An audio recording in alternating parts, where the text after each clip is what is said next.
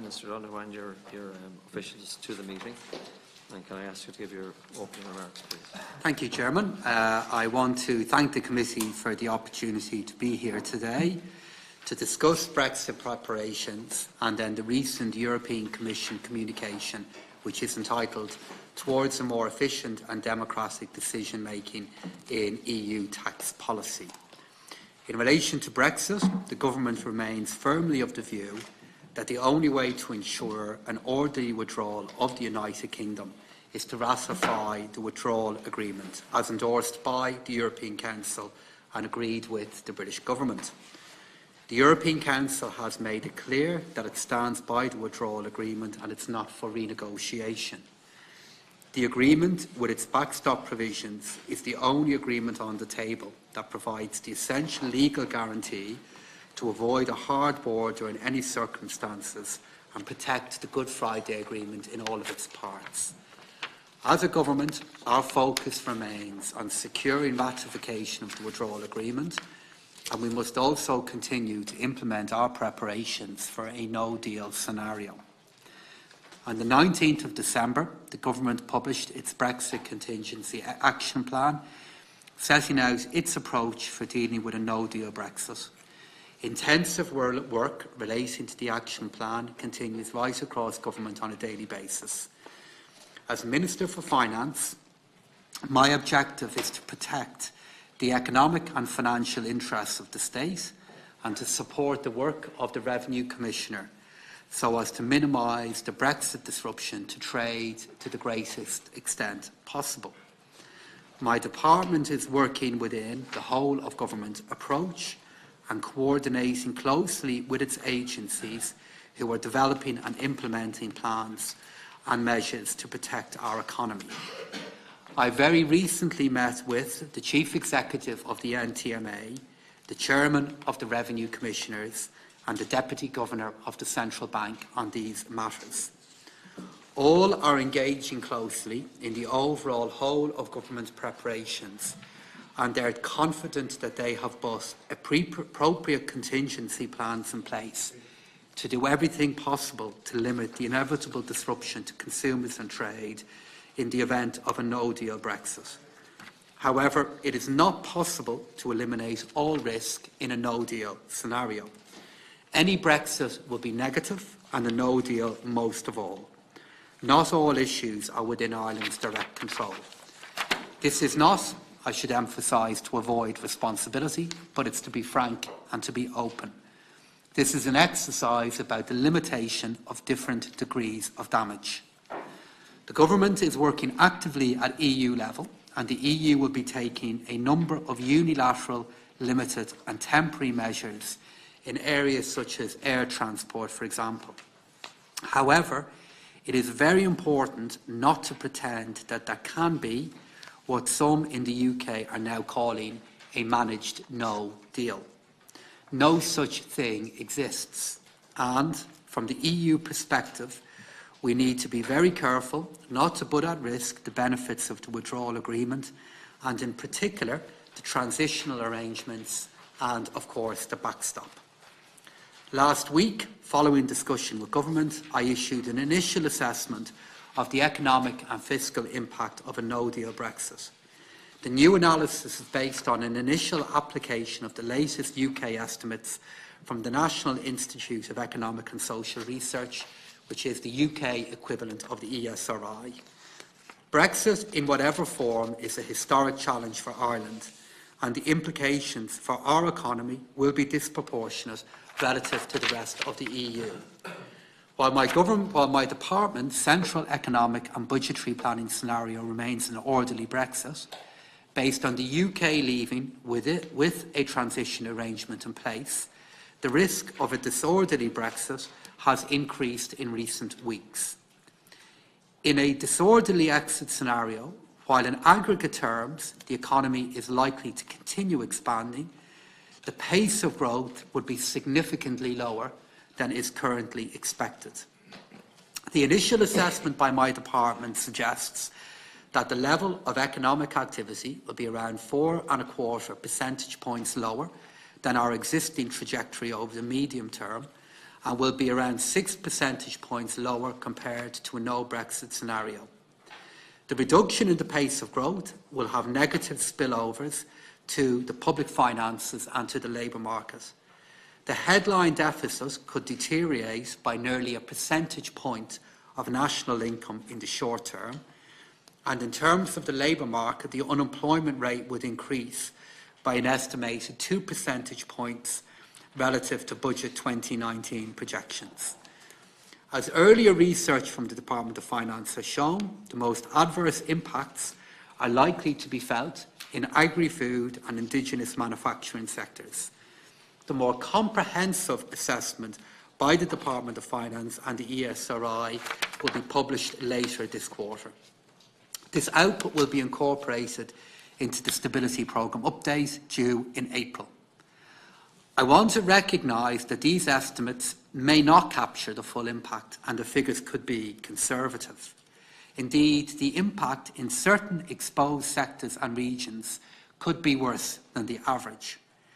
Nevertheless, quantifying the impact is important to help government understand the possible macroeconomic implications and to design the appropriate policy response.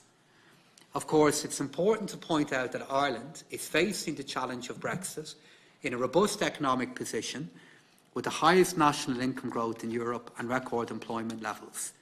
In addition, exports, job creation, inflation and public debt indicators are all strong.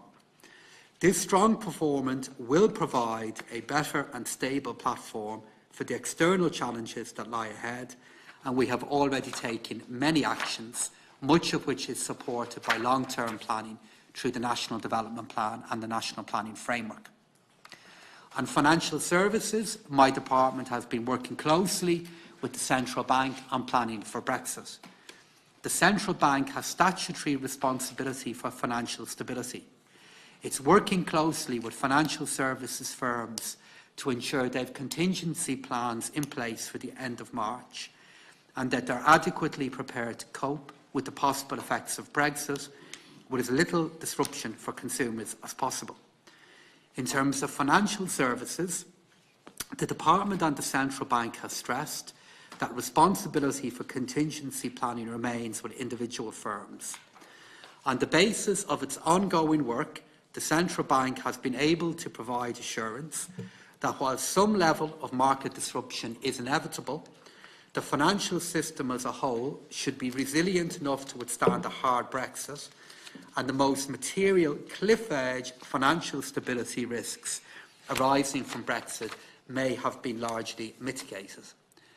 In this context, the contingency preparations announced by the European Commission last November to mitigate the immediate risks arising from potential loss of access to UK-based market infrastructure, the central clearing counterparties mechanism, which is used to clear derivatives, and for Ireland specifically, access to a central securities depository allows for the settlement of Irish equities and exchanged traded funds. In relation to the CSD, I'm proposing legislation in the Government General Scheme to support the Commission decision. As far as consumers are concerned, the most important issue for consumers arises where the UK or Gibraltar-based insurance firms don't have adequate contingency plans in place. While most insurance firms and intermediaries providing service from the UK and Gibraltar have taken appropriate action, contract continuity still remains a risk where firms have not taken adequate action. The legislation which I am proposing as part of the Government Omnibus Bill would allow for run-off policies in place at the time of Brexit for over a 3-year period, eliminating the material risk for customers of insurance firms. The Department of Finance has been working closely with the Revenue Commissioners on Brexit since the referendum. While the Department is responsible for overall policy, Revenue is an independent body responsible for implementing that policy in a fair and efficient manner. Revenue is on the front line in terms of our preparations for Brexit and facilitating efficient movement of legitimate trade post-Brexit to the greatest extent possible. I know that the Chairman attended this committee on the 24th of January.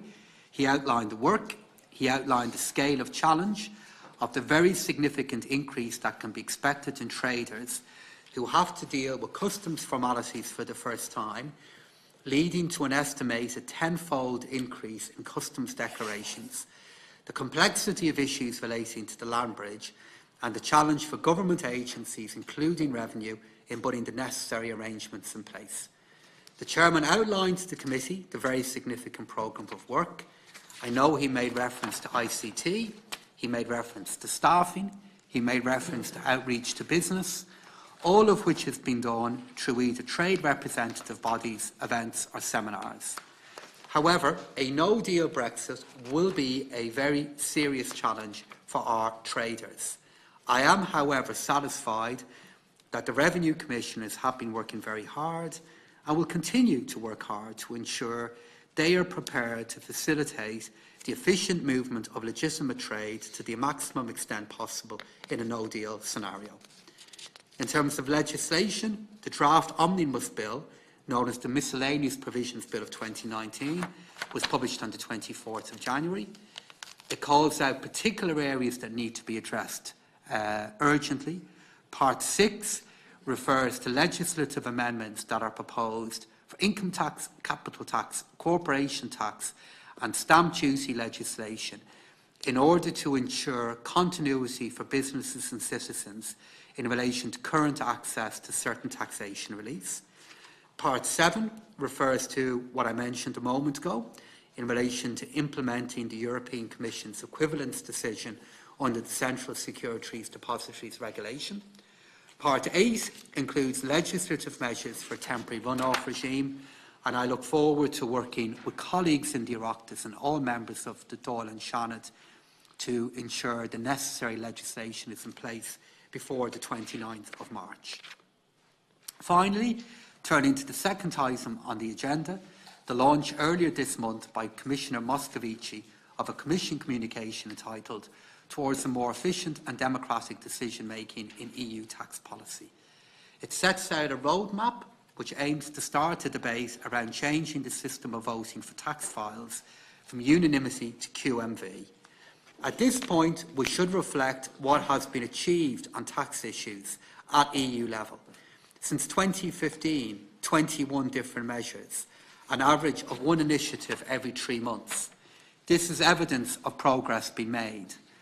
The Commission roadmap identifies the passerelle clause as the most feasible option for moving away from unanimity.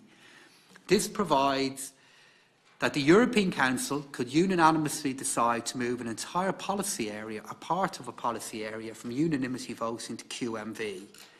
The support of the European Parliament, as well as national parliaments, including Northern Ireland, would also be required.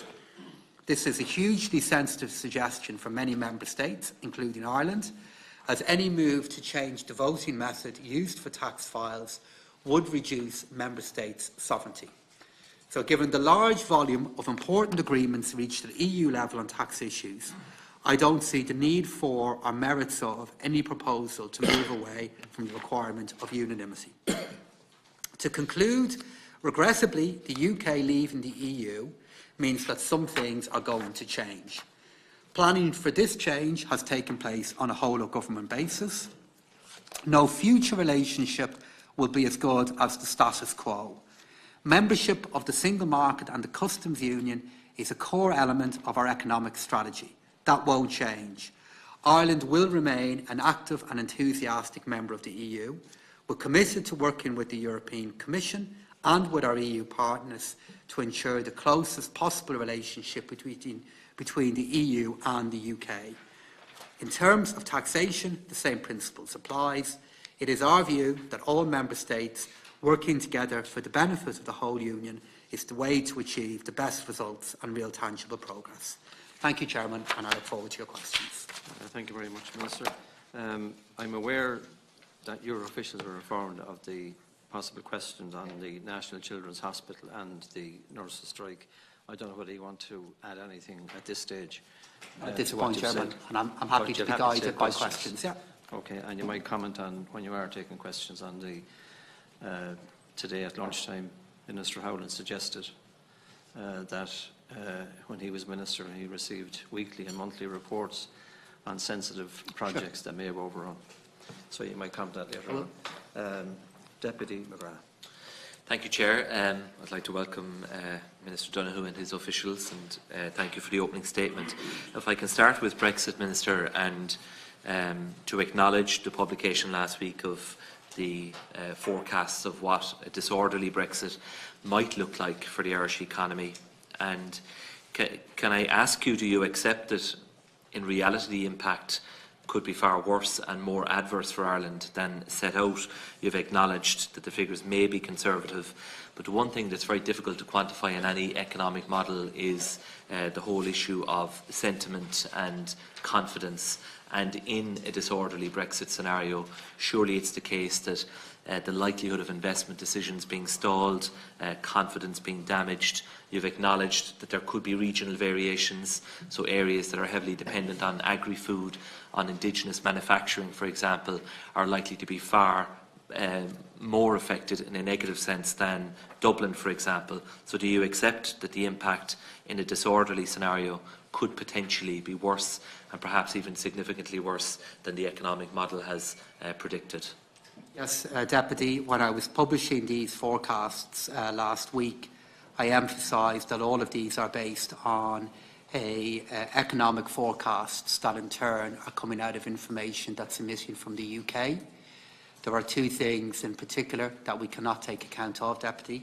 The first one is the second round effects that you've already touched on in relation to either consumer or investor confidence. As against that, the positive thing that we can't take account of, and there's few positives in this situation, would be the effect of any mitigants or any offsetting measures that we would be able to agree with the European Commission in light of a disorderly event. So when I was outlining these figures publicly there last week, I said that in some cases, because they are based on information that in turn is based out of estimates that are always evolving, I will view these as being the minimum effect that they would have in our economy, and I want to be open with that. And in particular, I've acknowledged that the sectoral and regional impact of a disorderly Brexit could be quite different to what the average could be for our country. So in statements that I've made elsewhere, I have acknowledged that, but I'm pleased to do that here today, Deputy.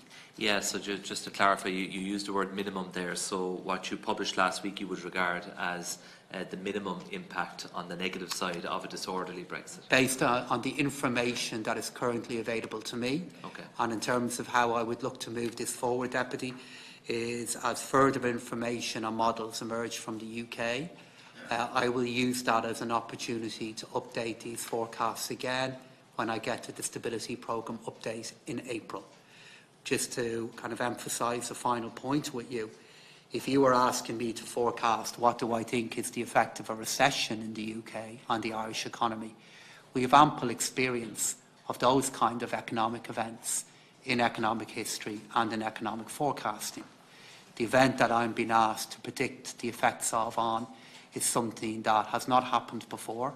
To see in an economy of the scale and interconnectivity of the UK lead something like the European Union is a unique event. So as such, the caveats that we have built into our forecast, I have acknowledged at each point. And if they evolve, Deputy, the first point they will evolve will be in April. And of course, I'll be updating the Oireachtas on that in the Stability Programme update. So just to clarify what we will next see by way of projections, so that there is some ongoing work being done by your department and the ESRI, but are you saying that it will be April before we see the next set of forecasts, which will be more detailed? So that will be in the SPU, which Stability Programme Update normally made available to us in draft form around mid-April. Of course, at that stage, March 29th will have passed and we'll know where we stand to some extent, perhaps. So can you just clarify what we will see next on the economic side by way of forecasting and projections, and when will we see that? So what we will see next officially from me will be the SPU, which will be shared with the Oireachtas.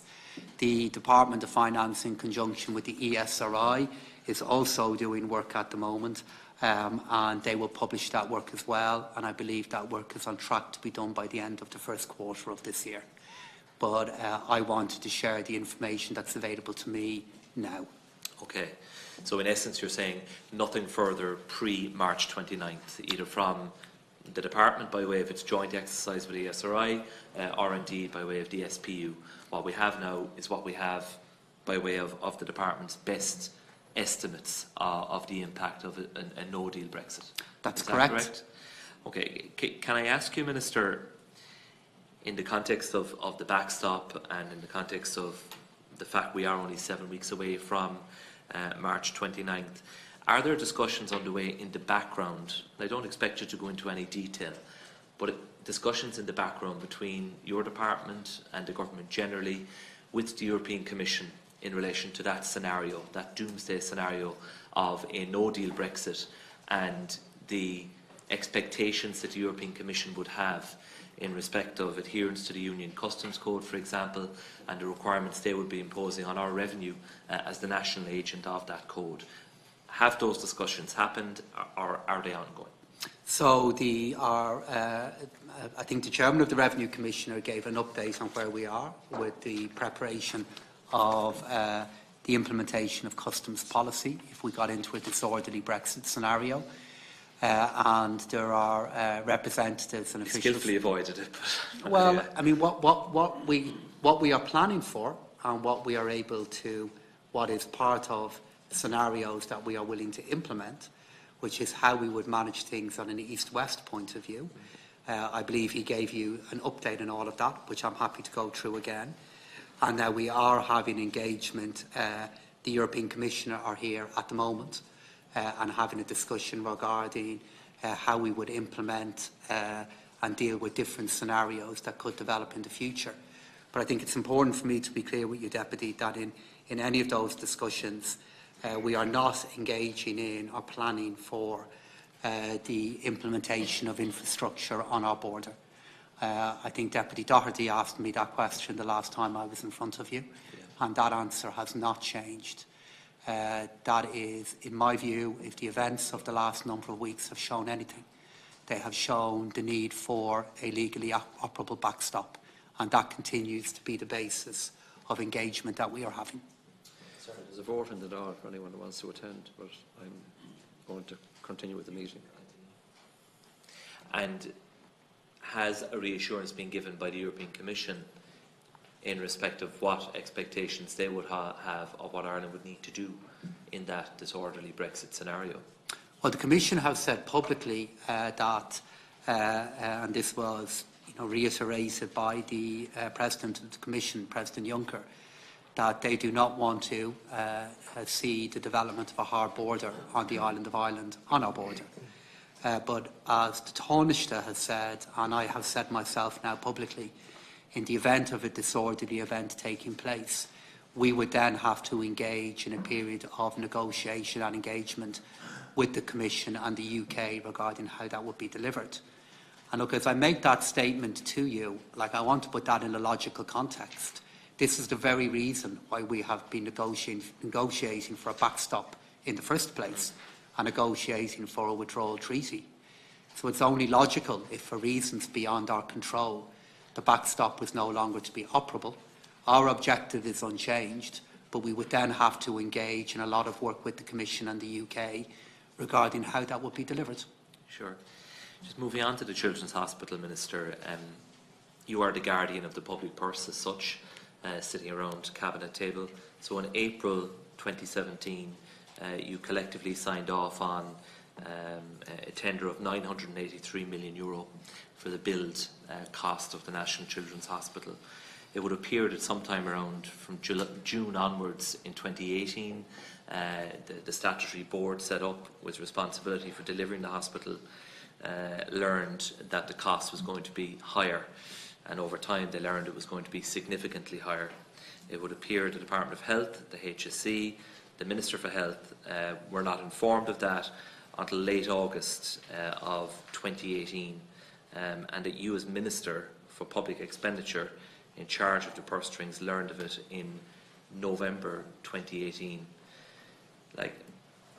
I accept what you say, that that is what happened, but for most people that sounds like an incredible turn of events, that several months after the knowledge of these cost overruns emerged, that you, as the Minister with responsibility for the public purse, did not learn about it. I mean, that's an extraordinary situation. Can you explain to us how that could come to pass? Because of the fact that we had a separate governance structure in relation to the National Children's Hospital, which was independently chaired, led to a lot of engagement within the board and with the Department of Health and the HSE on the issue. That engagement took place, as I think the Minister for Health has confirmed, from the end of August across September and October. And then in early November, I became aware of this issue and the scale of this issue. And from that point then up to the middle of December, I had a huge amount of engagement on the issue to try and understand why this has happened and what the options that were available to government were. And that led to a decision that I recommended that was taken in Cabinet on this matter in the middle of December. But look, I mean, I'll cut to the chase, Minister. Should you not have been told much earlier on that this cost overrun was emerging and was going to have real implications for the Exchequer? Well, I think in terms of managing this issue, if Minister Harris had come to me earlier on the matter, the first thing I would have asked for of him is, can you quantify the scale of the issue and what can be done to reduce it further? And this is what he was doing across that period. And if I had been aware of it at an earlier point, the actions that he was undertaking across that point, I would have asked him to do. So as soon as I became aware of the issue and the nature of it, at that point I got very, very heavily engaged with Minister Harris and the Department of Health. But are you really telling this committee that you have no problem as Minister for Public Expenditure in not having been told for several months of an overrun, not to mention an overrun of the magnitude of hundreds of millions of euro? I mean, you introduced a budget last October with zero knowledge of an overrun of the order of 450 million euro, which your colleague sitting around the cabinet table with you knew an awful lot about at that stage. Yes, but I think Minister Harris himself has acknowledged that the way in which this issue developed and the consequences it had for the National Children's Hospital were very big. From my point of view, I was then in the position of, do we go ahead with this project or not? And as I look back at how this developed, I think the fact that we had such an independent governance structure in relation to it, that was very, very engaged with trying to resolve this issue, provided a buffer between myself and the Department of Health on the matter. And I think if I'd been in a position to have had the figures earlier, I still would have been facing into the same challenge regarding how we go ahead with this project. There's no one saying the challenge would have changed, but you were the one writing the cheque. If I was sitting in your seat, I would be furious that it took months for the Minister to be told of this overrun. And, okay, perhaps the full scale of it wasn't known in June or July, but it was serious enough to be brought to the attention of the Department of Health and the Minister and the HSE in August. And issues are flagged all the time. I mean, ministers are told all the time, this is an emerging issue, we don't quite know the full scale of it, the scope of it, but we're just letting you know, Minister, that there's an issue here in the cost of the National Children's Hospital. And like, you're telling us that nobody flagged it with you, with any official in your department, that this was an emerging issue. Like, that is unbelievable. But the moment we were alerted of the issue, at that point the scale of the issue was fully understood, and that then enabled a lot of work from early November into December in dealing with the matter. You said that a few times, but yeah. Would you not have wanted to know earlier on that there was an emerging issue, even if it wasn't possible to quantify it precisely? Look, it would have been helpful, obviously, to be aware of this issue as it was developing. But as I said, Minister Harris was doing across that period what he should have been doing, which is to understand the scale of the issue and to be in a position to fully brief government once he was confident with it, which he did. Well, look, and he came to me. With respect, Minister, and I know you're not going to throw your colleague under the bus, but it was also his job to keep you informed and to let you know of this issue emerging. You brought a budget into the House without any information in your department of a very significant escalation in the costs of the National Children's Hospital. Like, you were in the dark. Well, I have a lot of engagement with Minister Harris on a whole variety of different matters. From this to other matters that you're going to raise with me. And I have a lot of engagement with him on capital projects, but more broadly, a lot of engagement with him on the level of capital expenditure and capital resources that are available to his department at any point in time. When he alerted me to this issue, we did a huge amount of work across a 4 to 6 week period to deal with it. I leave it there for now. To be fair to colleagues, Chair. Yeah.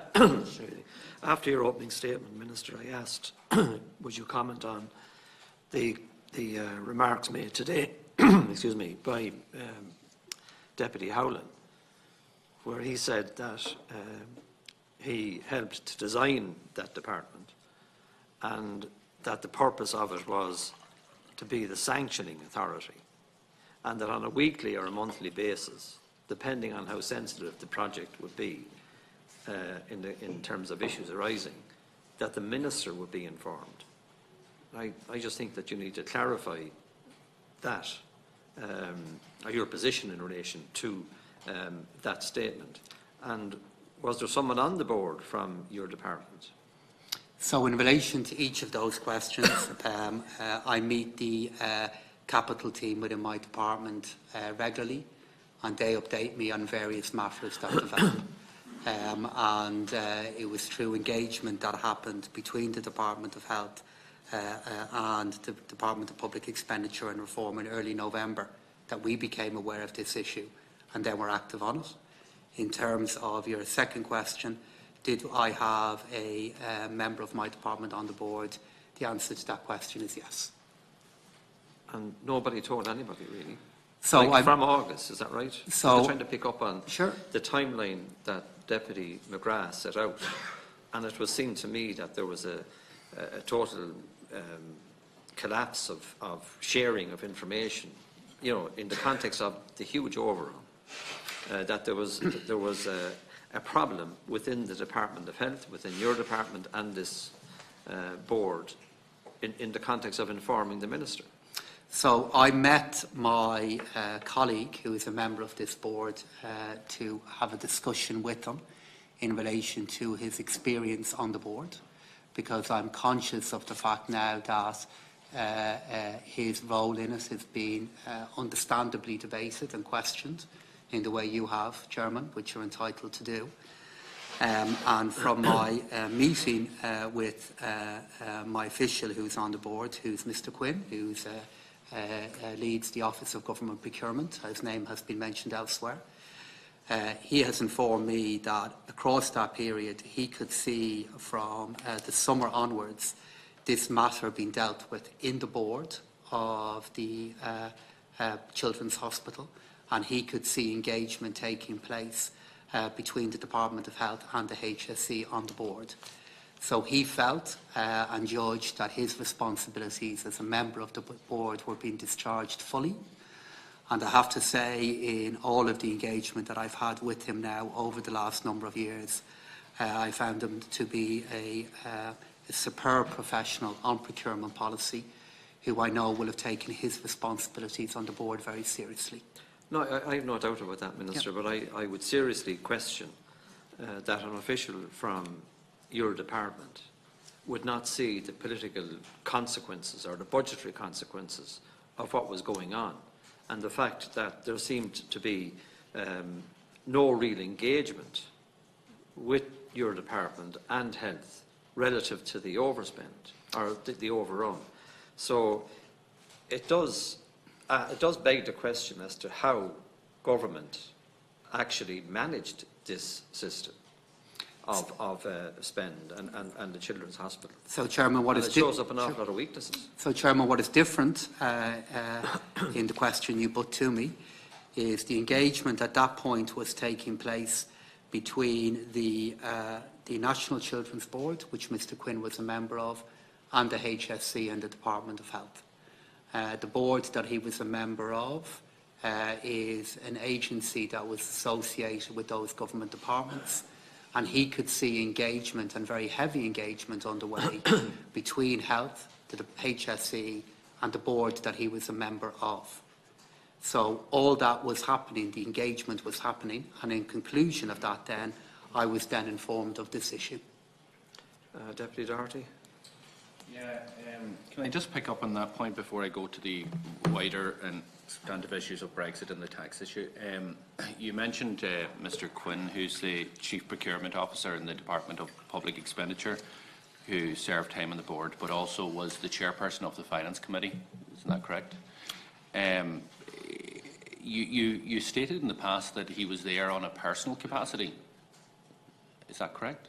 Well, he was appointed in a personal capacity by a previous Minister of Health, but I don't want to be making any kind of distinction between him as a person and him as somebody who would be aware of his responsibilities as a procurement professional or a board member. But he would have come under the circular 12 of 2010, which outlined his responsibilities of individuals nominated to boards, and particularly his responsibility to, where there's a significant public policy issue at stake, to notify the minister, to request the chairperson to notify the minister, or failing that, to notify the minister himself. He would be.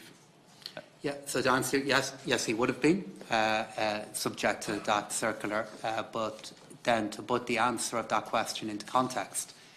So Mr Quinn was a member of the board at that point that was involved in interrogating the evolving issue in relation to an overspend and the projected increased cost of the National Children's Hospital. He was on the board, he was engaged in the issue, and he could see himself the engagement that was taking place between the board, the Department of Health and the Children's Hospital. So he judged, and I support him in this from the engagement that I've had with him, that he was discharging his responsibilities in that area because he could see both engagement on the board and engagement with the Department of Health and the HSE. And from your discussions with him, which I presume happened recently? Yes, they did. Yeah. Were you able to ascertain from him when he was first aware that the board was in discussions with the department to alert them of the overrun? And secondary, when was the board, or indeed his committee, which he chairs, the Finance Committee, aware of an overrun in that project? I think both processes in relation to that began to develop across the summer. That resulted in a communication to the HSC or the Department of Health towards the end of August. So the board, the committee, the Finance Committee, wasn't aware of an overrun until the summer. So, Chairman, I will have to come back to you with an answer in relation to the Finance Committee. Yeah. I can't give you an answer on that for now, but of course I can find out. But from the discussion that I had with Mr Quinn, it appears to be the case that engagement on this issue, at least at board level, happened across the summer, leading to communication then at the end of August. Yeah. You know, when you add all this up, and I suppose the big question we need to ask ourselves is in terms of how do we kind of ensure that we get value for money and the projects that will be cancelled. But there is an issue in terms of how you have performed as Minister in charge of the sanctioning department of this project. Wasn't that correct? You are the Minister who is the line Minister for the department who sanctions this project. Is that correct? Well, no, I am the Minister who sanctions recommendations that come from other government departments. So to spell out what this means, to bring this to life, and to deal with my responsibility in this, which I want to deal with centrally, a government department would come saying this is a project that they want to do. They would make a recommendation to me in relation to that project. if it is above a certain scale, and then I ultimately have to supply that sanction to that government department. If the project is above 100 million euro, the project in its entirety has to go to Cabinet. But you don't wash your hands of it, or at least you shouldn't wash your hands of it. It would appear that maybe that's what happened in this case. What is your responsibility in terms of monitoring that project then afterwards? Because we have a huge overrun of close to £500 million, and it could increase. And it appears that you were completely kept in the dark. And it seems as if you didn't have your hand on the tiller and over this project at all. So to deal with each of them in turn, what's my responsibility in relation to individual projects, particularly above those above a certain scale? They would be tracked on via the different teams that I have in my department that shadow each vote.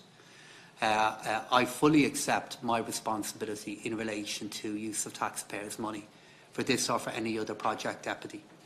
And that is why the decision that I made ultimately in relation to this project was a very, very difficult one.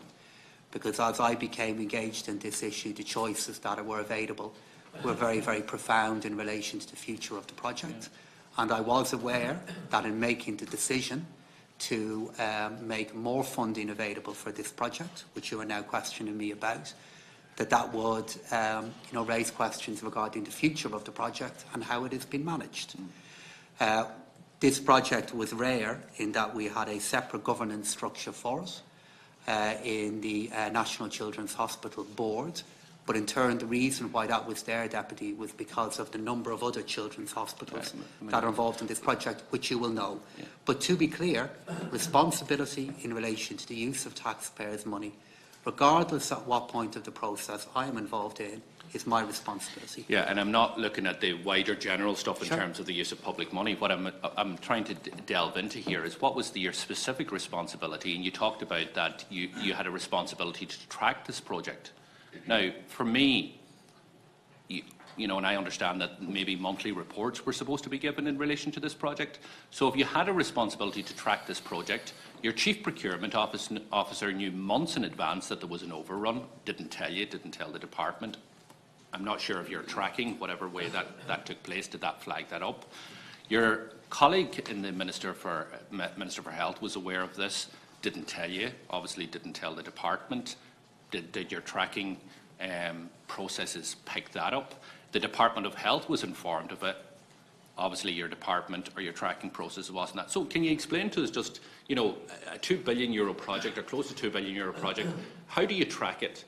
What do you report? What does the Minister get? What do you have to alert Cabinet to? And how come, despite having some of the most senior personnel in your department as chairperson of the Finance Committee, your colleague as Minister for Health, the Department of Health, that your tracking didn't pick any of this up for months, despite them all having knowledge of an overrun? So let's just be clear again that the project that we are referring to at the moment, currently the cost and projected cost of the National Children's Hospital stands at €1.4 billion, though it is possible that it will go beyond that, as another committee has heard. In relation to the engagement that I would have on different projects, I am updated on projects as issues develop in relation to them, if they develop. It is, relatively rare, So before November, when was the last time you got an update on the National Children's Hospital? It would have been as part of the kind of ongoing meetings that I would have with my team in relation to health expenditure.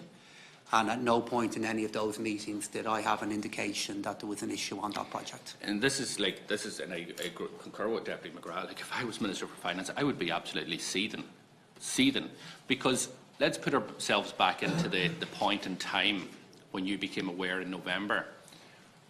Number of weeks before that, one of the key issues that you were dealing with was the budget. And one of the key issues in the budget was the Department of Health expenditure and the supplementary budget, which wasn't known to the Minister for Health or indeed yourself until the days running up to the budget.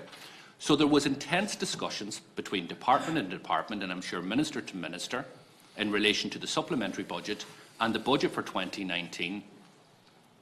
The Department of Health knew of an overrun. The Minister knew of an overrun at that time, maybe wasn't able to quantify it. and you were completely kept in the dark. And you walked into the floor of the Dáil and you presented a budget which now you're going to have to next week tell us the projects that aren't going to go ahead as part of an overrun that was aware. Well, I don't believe we will be in a position, Deputy, that I will be talking about projects that will not be going ahead.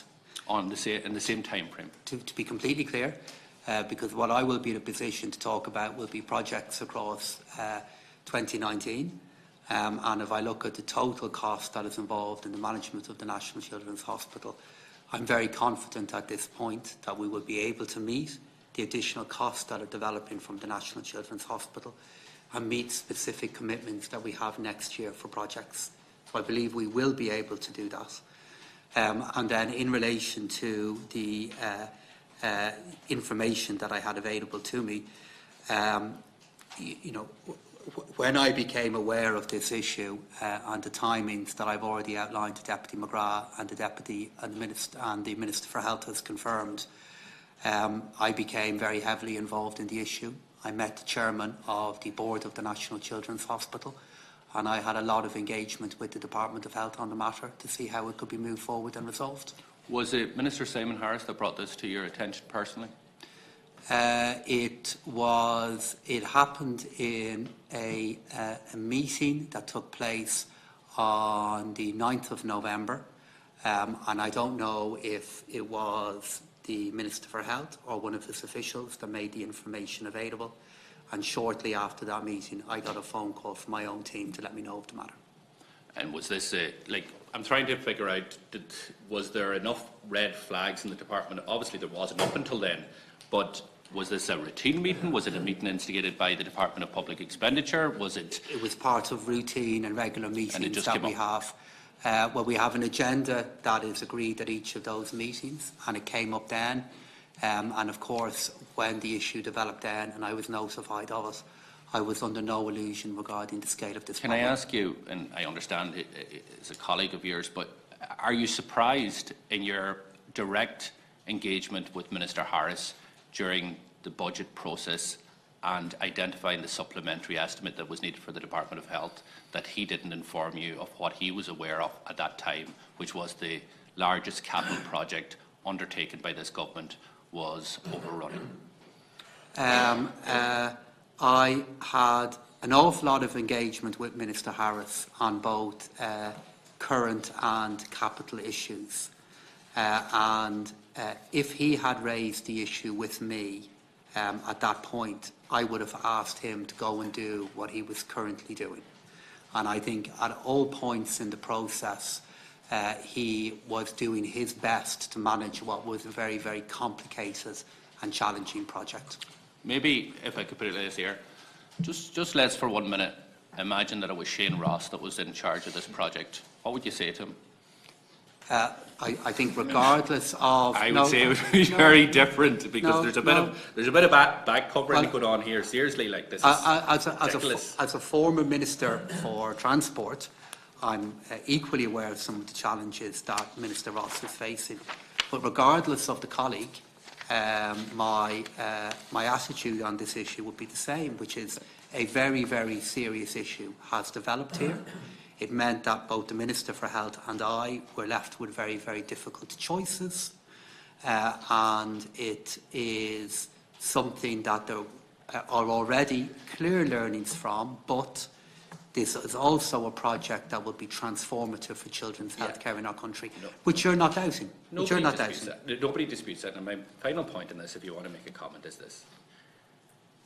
The reality is that there was awareness, and as Minister for Public Expenditure, really you can't sit here and say it's okay for a minister to be aware of a serious overrun on the major capital project of our time and not inform the Department of Public Expenditure or the line minister, and in particular in the middle of a budgetary process when you're bringing forward estimates for expenditure the following year. I'm sure that's not the type of example you would want to set out to Minister Ross or indeed any other minister, that it's okay if you know that there's an overrun in your department of hundreds of millions of euro that may not be quantified fully at that point in time. You don't have to bring it to my attention.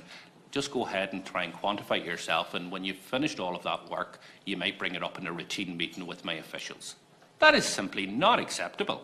I'm sure, you know, I understand maybe the difficult position you're in, given your party colleagues and all that, but it is completely not acceptable. Like, we have a Department of Public Expenditure for a reason. It's supposed to keep, and you're supposed to track, and we'll deal with this in more detail because we've asked the General Secretary of the Department to come before us. But we need to ensure that there is robust procedures here for tracking public expenditure, which we were all thought that there was. But is that really the message that you're sending out here to any line minister? If you're aware of an overrun, a substantial overrun in your project, it doesn't really matter that you don't inform me as line minister of the Department of Public Expenditure or the relevant officials for a number of months. I have already acknowledged, and let me restate it again, that there are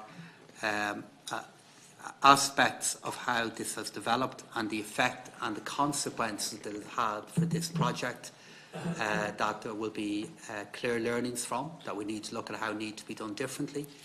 What is very challenging about this whole situation, Deputy, is that we manage and are responsible for hundreds of projects across the length and breadth of the country that are delivered in the way we intended and delivered on budget.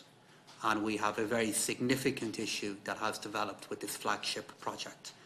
And it will be the subject, particularly when the work that PwC are doing is complete.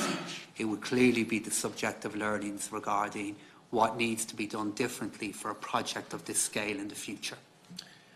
I'll move on to just briefly on the issue of Brexit. We've questioned on numerous occasions, and let's all park the point that we want to see the withdrawal agreement ratified, and that is the best option to mitigate Brexit. But there is huge concern that the withdrawal agreement may not be the end product here, and we're looking at a disorderly Brexit. Now, you talked about the impact on the state, and you gave the figures, and they will be updated in April. You talked about more severe, possibly sectoral and regional impacts, and that those regions have been well identified as the northwest and the southeast. My own county in particular, Donegal, would be severely hit in a disorderly Brexit. We need to start having a very frank discussion. In the absence of physical infrastructure on the border, and in the context of a disorderly Brexit, are you suggesting that there's going to be no checks at all? Well, I'm... Pardon me? No, it's just reminding him of his time. So, in relation to the border, I'm restating, Deputy, that we will not be involved in any procedure that leads to the development of checks on the border. I want to be very clear about that.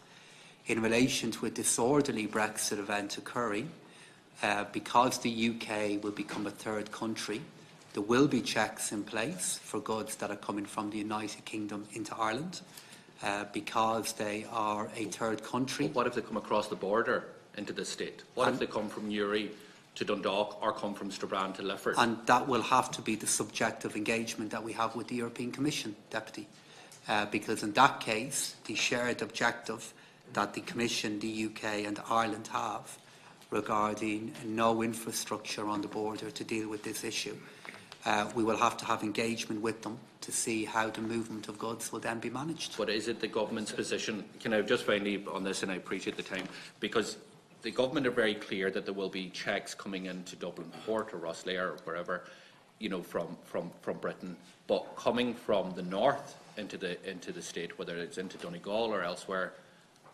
it's literally no checks. Or is the checks going to happen somewhere else? I'm trying to figure out, and I understand and I support 100% that can be no physical infrastructure on the border. But what does that mean, and how is the Commission going to facilitate that? So, Deputy, I mean, what we would want to do is be in a position where we have as low friction trade as is possible in the kind of scenario that you were describing. But to go back to what I have said, as you have just acknowledged, the whole reason we want a backstop in the first place is to avoid being in a scenario of a risk to movement of goods on our island.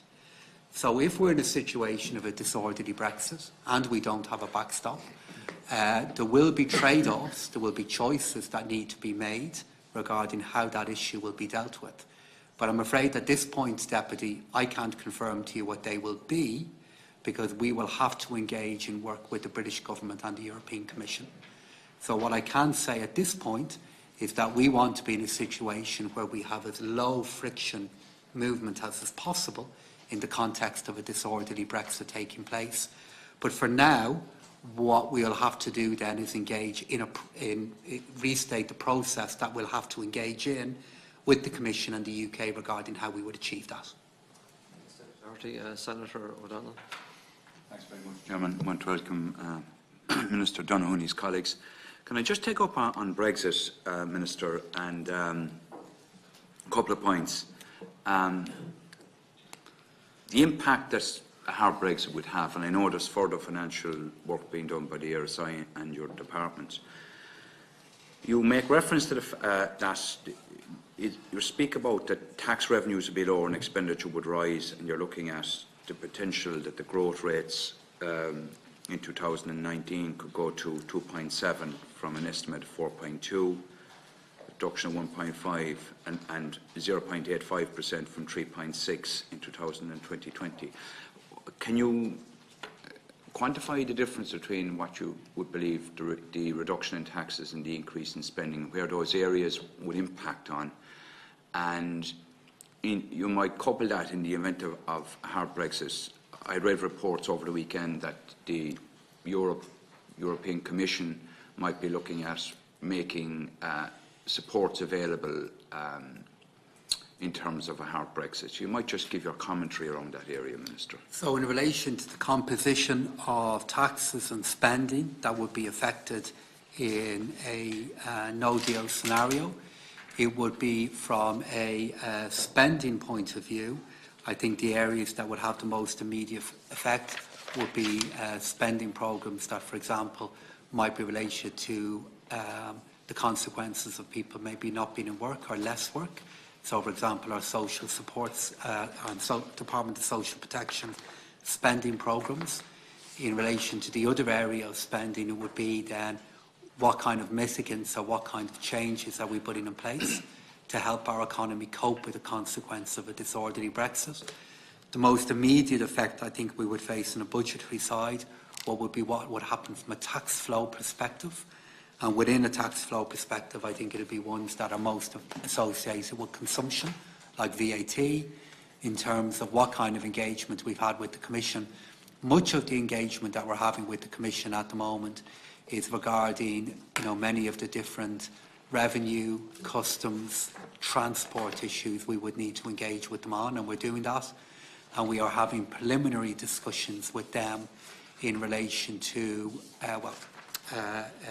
preliminary in the sense that much of them have to wait for conclusion until Brexit actually happens, regarding what are the kind of supports that might be needed and facilitated from a state aid point of view. And are preliminary discussions already underway around the potential of a hard Brexit and the contingencies being put in place around possible supports to aid industries, the likes of agriculture, the likes of manufacturing, those areas in terms of very export-oriented? Yeah, I think just to speak on an adjective I used there, the only reason I said preliminary is because they're actually awaiting for an event, contingent on an event happening that is a number of weeks away still, and we hope does not happen in terms of a disorderly Brexit occurring.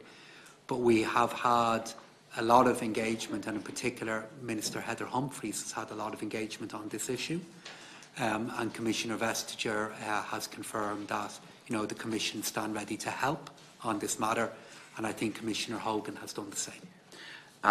Minister, you made reference as well about the financial services firms and that they have contingency plans in place by March 2019. What's been the level of engagement with your own department and the Central Bank and with these firms? And when would you anticipate that they would be able to come back to the department that they have such contingency plans in place? Because obviously our financial services and just that whole area is significantly important to us, more particularly if we have a hard Brexit. So most of the engagement that has taken place between the Central Bank and the firms or entities that they are regulating. And from a meeting that I have with one of the Deputy Governors of the Central Bank only yesterday, Mr. Ed Sibley, it does appear that all of the work that needs to be done to enable financial services entities to be ready for a disorderly Brexit has now either happened or is due to be complete in the coming weeks. Good. Can I move on to the Children's Hospital? And I suppose I just want to... I think everyone, University in Ireland, think that we need to have the Children's Hospital in place. Right? That's maybe being lost sight of. People are right to question on the spending, just the sheer scale of it. I think it's fair comment. Can I ask, Minister, the level of work that you've been able to do in your own department to quantify what you expect will be the final cost of the Children's Hospital? And the level of cost that has been incurred in the underground works. My understanding at the time was back in 2016, the hospital group went out to tender with a split tender, which was for the underground works and for the overground works. And the underground works were a detailed design, the overground works were preliminary in nature. The underground works have proceeded. So I suppose just to bring it down for the cost, taxpayers' money, what will be in place would be groundbreaking. It's been looked at for decades. Over 300 rooms that will deal with children up and down the country. It's been an issue on the ground across the spectrum for many years. So if I could just ask, Minister, at this stage, do you have an idea within your Department of Public Expenditure Reform as what will be the final cost? When do you anticipate you'll have that? And secondly, how much has been incurred to date in the underground works, and how does that fit in terms of taxpayer spending? And do you have an idea on the time frame in terms of it being in place and in operation? So in relation to each of your different questions, in relation to what we believe the overall cost of it will be, the figures that I now have, which are now being verified, are in line with the figures that the Secretary-General of the Department of Health and the Minister for Health has indicated to the Health Committee. So they've outlined a figure of €1.4 billion and the different contingencies that could take the figure up. They are figures that have been shared with us that we believe do reflect the different issues that could develop in the hospital. Number two, in relation to when will the project be open, I believe the target date for that project is between 2022 and 2023. In relation to how much money has already been spent on the project, I don't have that information available with me now, Deputy, but I can get it for you during the course of this hearing. Do you understand the level of work that's been completed on the project to date? Is the underground work, is it near complete? Has that been brought to your attention in terms of I believe much of the preparatory work is done for enabling moving ahead now on the main building itself. And finally then, Minister, within your department now, are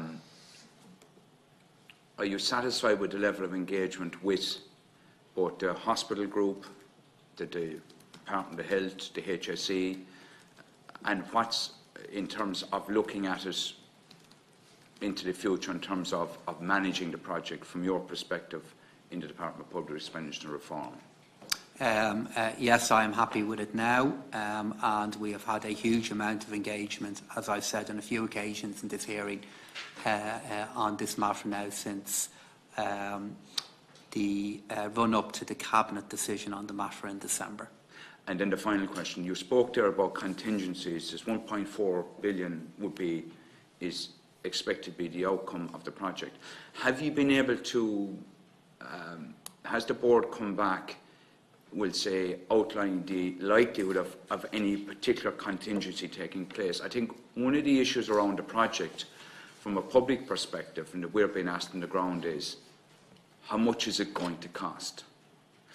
And the point, I suppose, when do we reach the point where we know definitively the final end cost of the project? Well, I think we are virtually at that point, because what this project is now doing is it is sharing figures that are based now on the completion of a tendering process.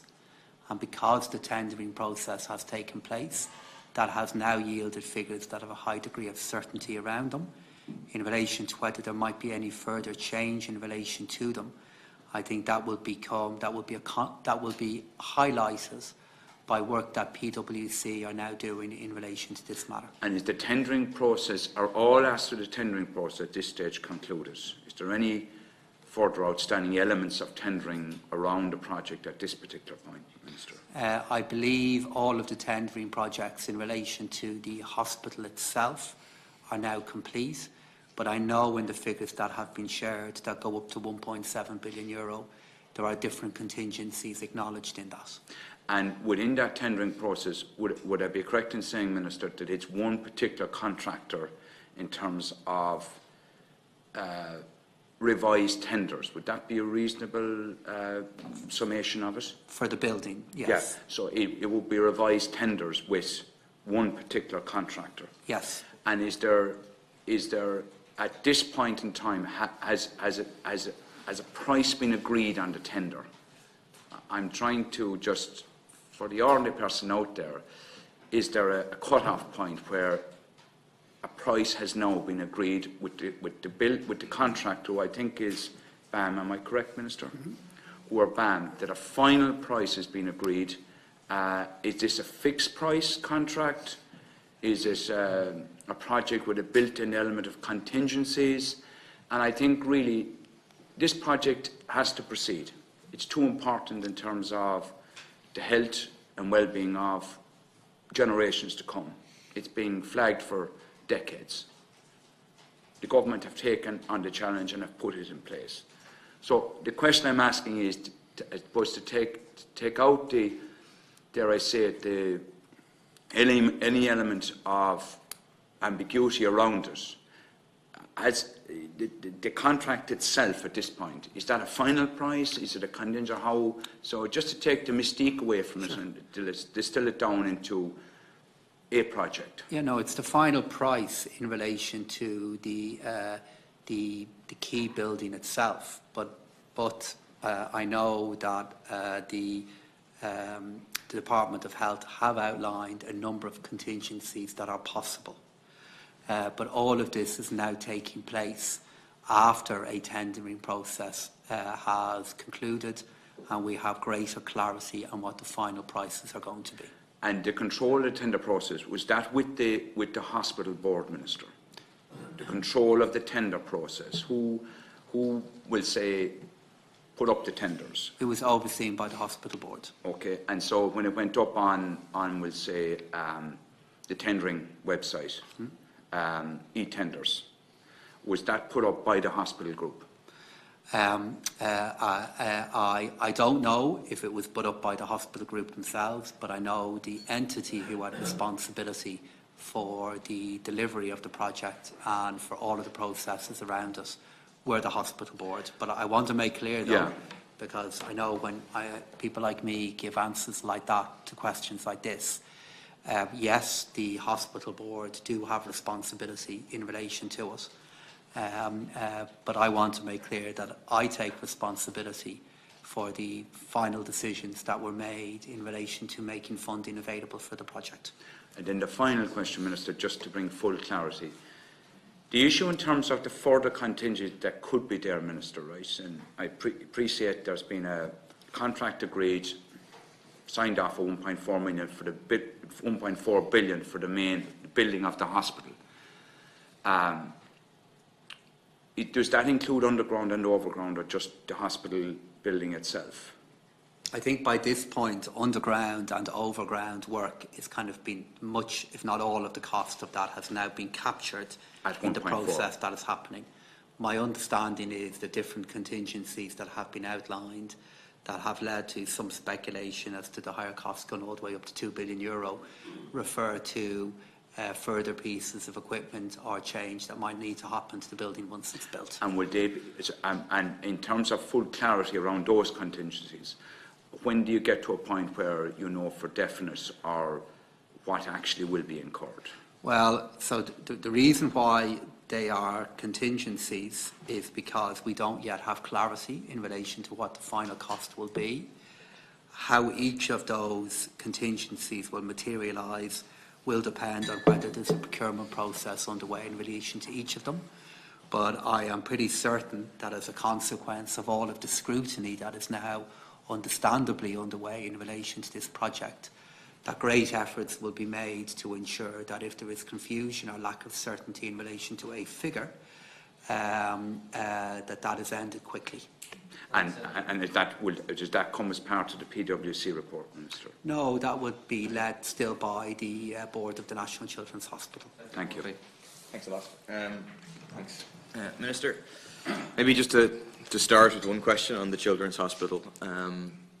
If you were Minister for Health and you were in a pre-budget process and you were in discussions with the Minister for Finance and you were aware about the overruns that were happening in the Children's Hospital, would you inform the Minister for Finance in those discussions? Deputy, that's a kind of hypothetical question you're asking me regarding if I was doing another job. And my hands are full doing the job that I have at the moment. And I don't think it would be fair for me to comment on what I might do or say if I was in another situation. Minister Harris was dealing with an exceptionally difficult situation, one of many that he has to deal with as Minister for Health. And he dealt with this in the best way he could at the time. You don't think that he should have informed you in the context of the pre-budgetary process? I've already said that as this issue was developing, that he has acknowledged that there are many aspects of it now that have concerned him, and that's one of the reasons we have a review of this underway. But I'm not going to comment, Deputy, on what I might have done in those circumstances. Okay. Let me just move on to Brexit and quote something that Michel Barnier said a couple of weeks ago in an interview with the Luxembourg Times, talking about in the event of a no-deal Brexit. He said, "There will be checks in case of a no-deal Brexit. We will do everything possible to enforce them unobtrusively. However, that will not be possible with everything. How should we control animals crossing the border? There will have to be checks. Again, the problem arose from Brexit, and we expect the UK to take responsibility." Do you agree with Michel Barnier that there will have to be checks on the north-south border in the event of a no-deal Brexit?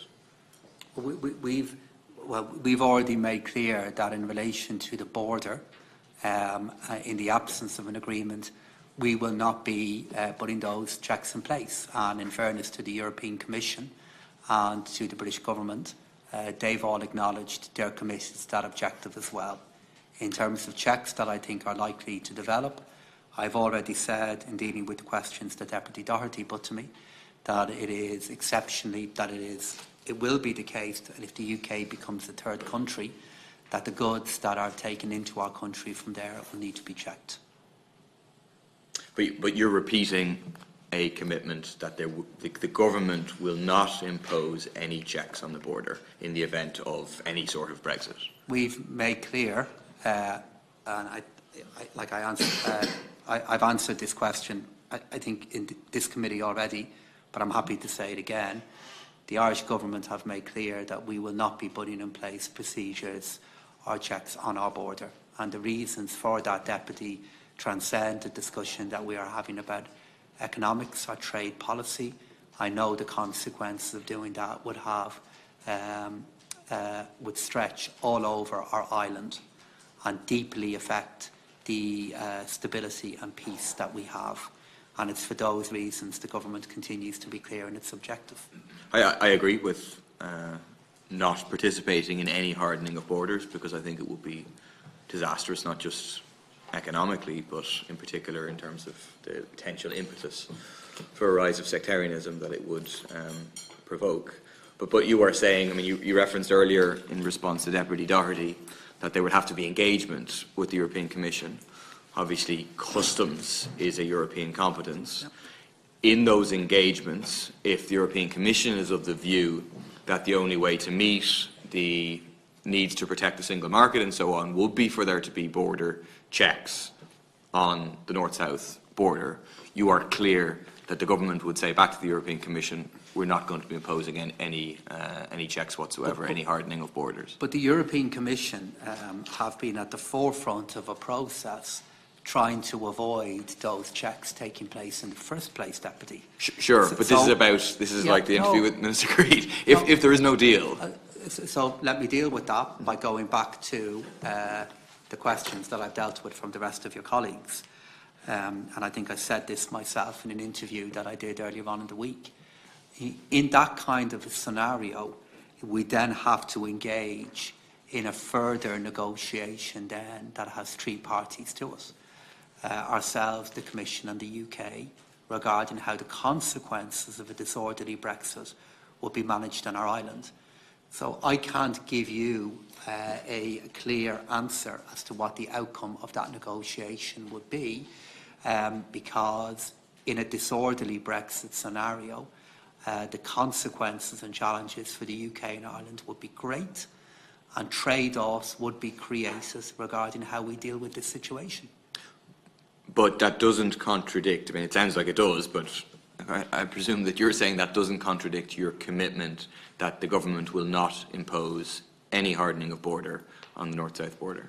That our commitment and our objective of ensuring that will not change in that scenario.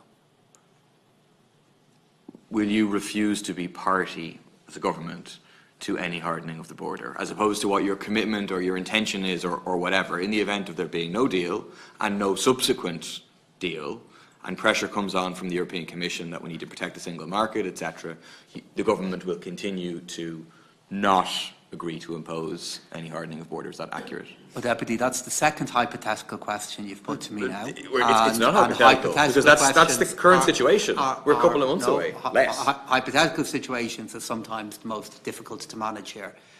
As I have said, we will not be part, nor do we have any objectives of, putting in place hard infrastructure on our island, on the border between north and south. And you were talking about a commission who have been at the forefront of trying to avoid that happening. And of course, the challenge they have in a disorderly scenario is the consequences they have to protecting the integrity of the single market. And the commitment they have to doing that is also very, very high. And we would then need to have an engagement with them regarding how we can maintain the commitment that we have to the single market while avoiding the infrastructure on the border between north and south. Okay, maybe move on. I don't know if you're a regular reader of Waterford Whispers, but there was a good headline a couple of days ago where it says, "Government confirm intention to use Brexit as excuse for everything."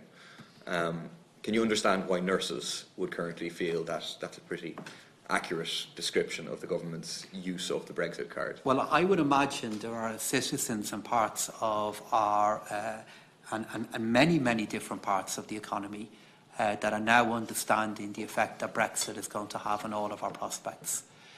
So if those in our nursing unions and nurses, and I have the height of respect, I always say this for the work that they do, feel that Brexit is going to affect prospects that they have. That is the case with many of us.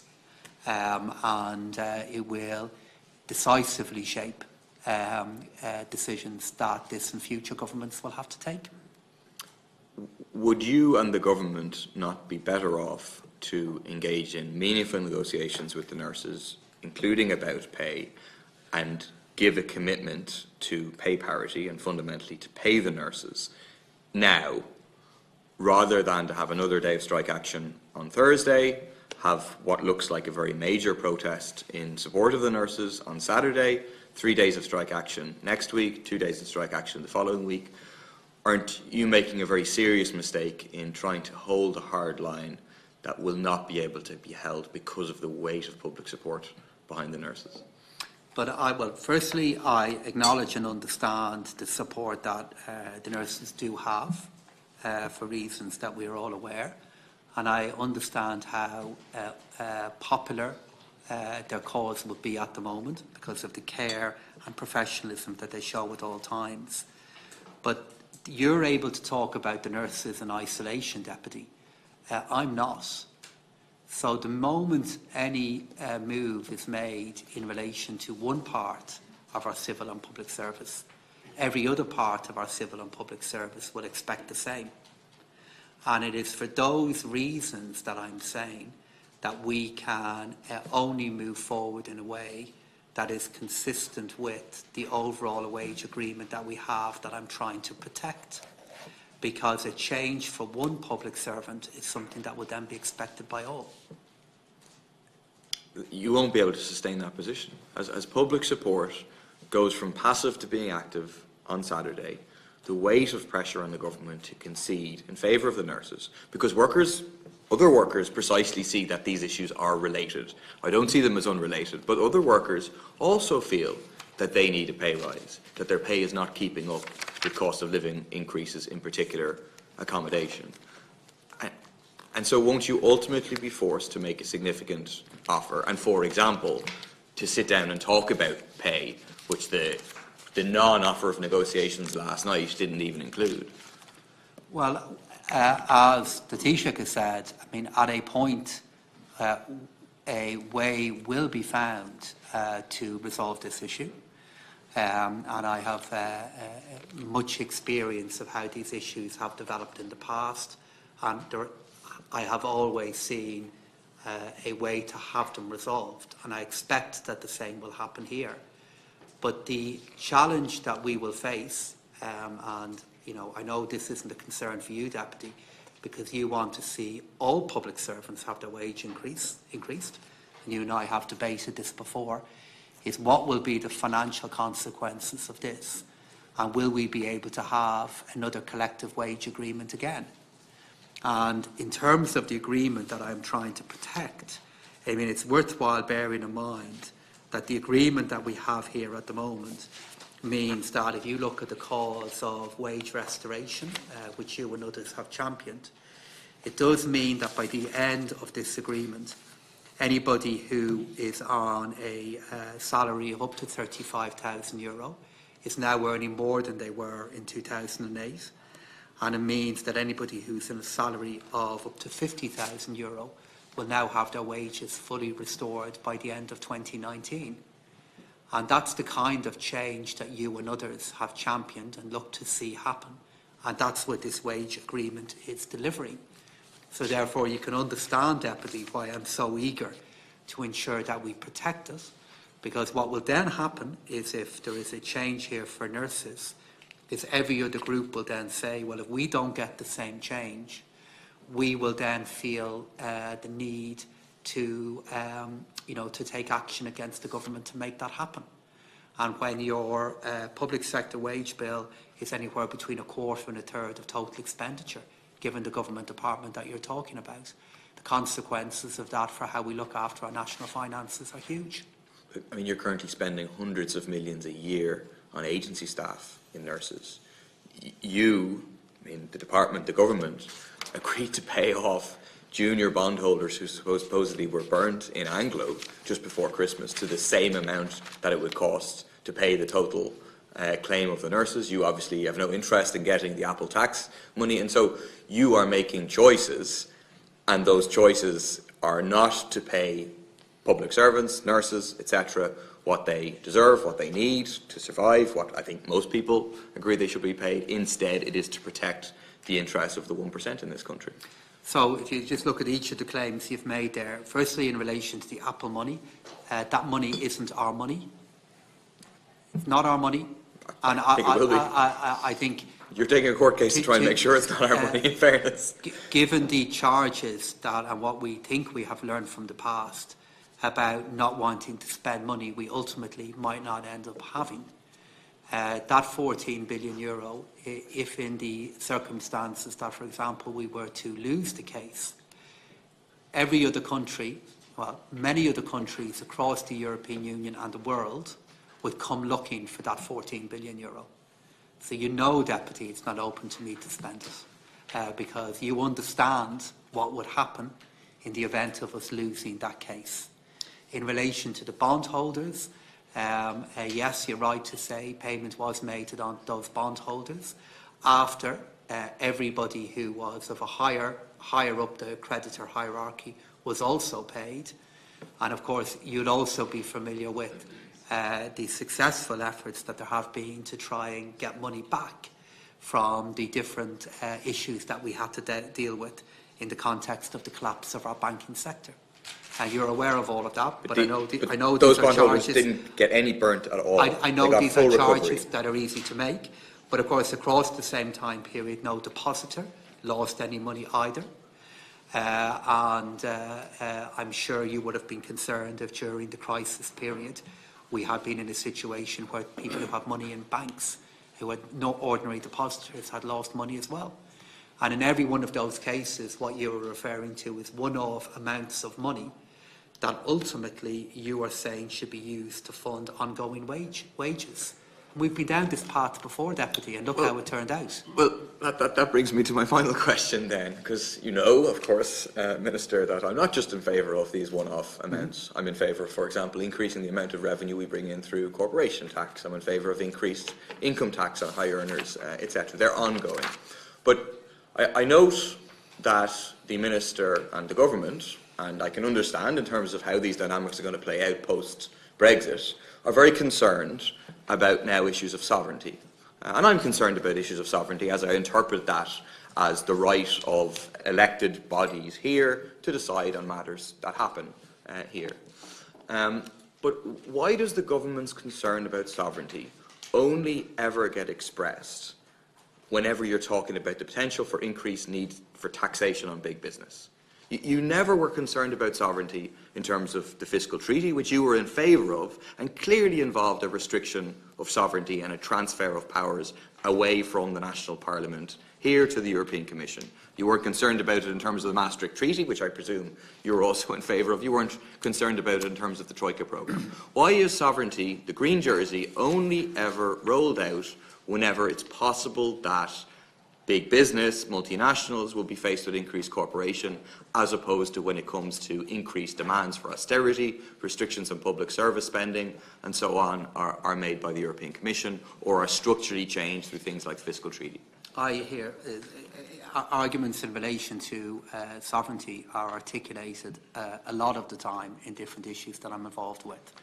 I hear them, for example, being live issues in relation to climate change. And I don't think for a moment you could, I can make the case that they're just confined in relation to issues of big business. The reason why you hear it talked about, I think, the most in relation to taxation is because it's such an important part of our economic sovereignty. But, I mean, decision over public spending isn't such an important part. So what you signed up for, what you were in favour of in terms of the fiscal treaty, yeah, that clearly related to sovereignty, but the government didn't care. But that went to a referendum, sure, which the people accepted, and the benefits that we receive for sharing that sovereignty, I think, are now well understood and have made a really big difference to the development of our economy and our society.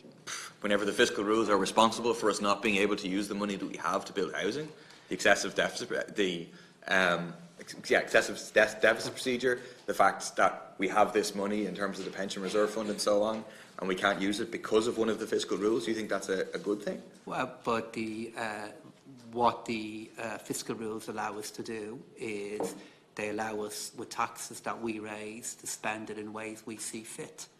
And that is why, for example, we're funding a massive increase in capital investment in public homes for this year. Thanks. Senator Conway. Thank you, Cathaoirleach, and thank you, Minister, for your opening statement. Just on the nurses, first, I just want to ask you, how much are we losing per day with having the nurses not working and consultants idle and theatres lying idle because the nurses aren't there? How much you would know as the Minister for Finance? I don't have that information with me today. But you said the financial consequence, that you are responsible for financial consequences. I think it's hugely important that we know what the financial consequences of each day that the nurses are out on strike are for all of us, because at the end of the day we're going to end up paying for it. Yeah, and I'm sure, Senator, that's something that we would be able to calculate for you, and I can commit to doing that. Yeah, I find it surprising that you don't have it at the top of your head. Now, when you're talking about the public service stability agreement, clause 3 of that agreement allows for government action on government action on for specific purposes. So we're in a recruitment and retention crisis, obviously, within the health service. Would that clause not allow you to sit down and at least talk about pay with nurses? But I think it is the provision of that clause that has allowed us to make the recommendations that we have in relation to the additional allowances that were recommended by the Public Service Pay Commission that I've said that I'm already going to do. The challenge that we have in relation to pay, there is a legal issue in relation to what will be the legal basis for changing wage rates, number one. But the bigger issue that we would face is the economic consequences of doing that, Senator, for the reasons that I've outlined already. Yeah, and I don't want that everybody else will have to say. Yeah.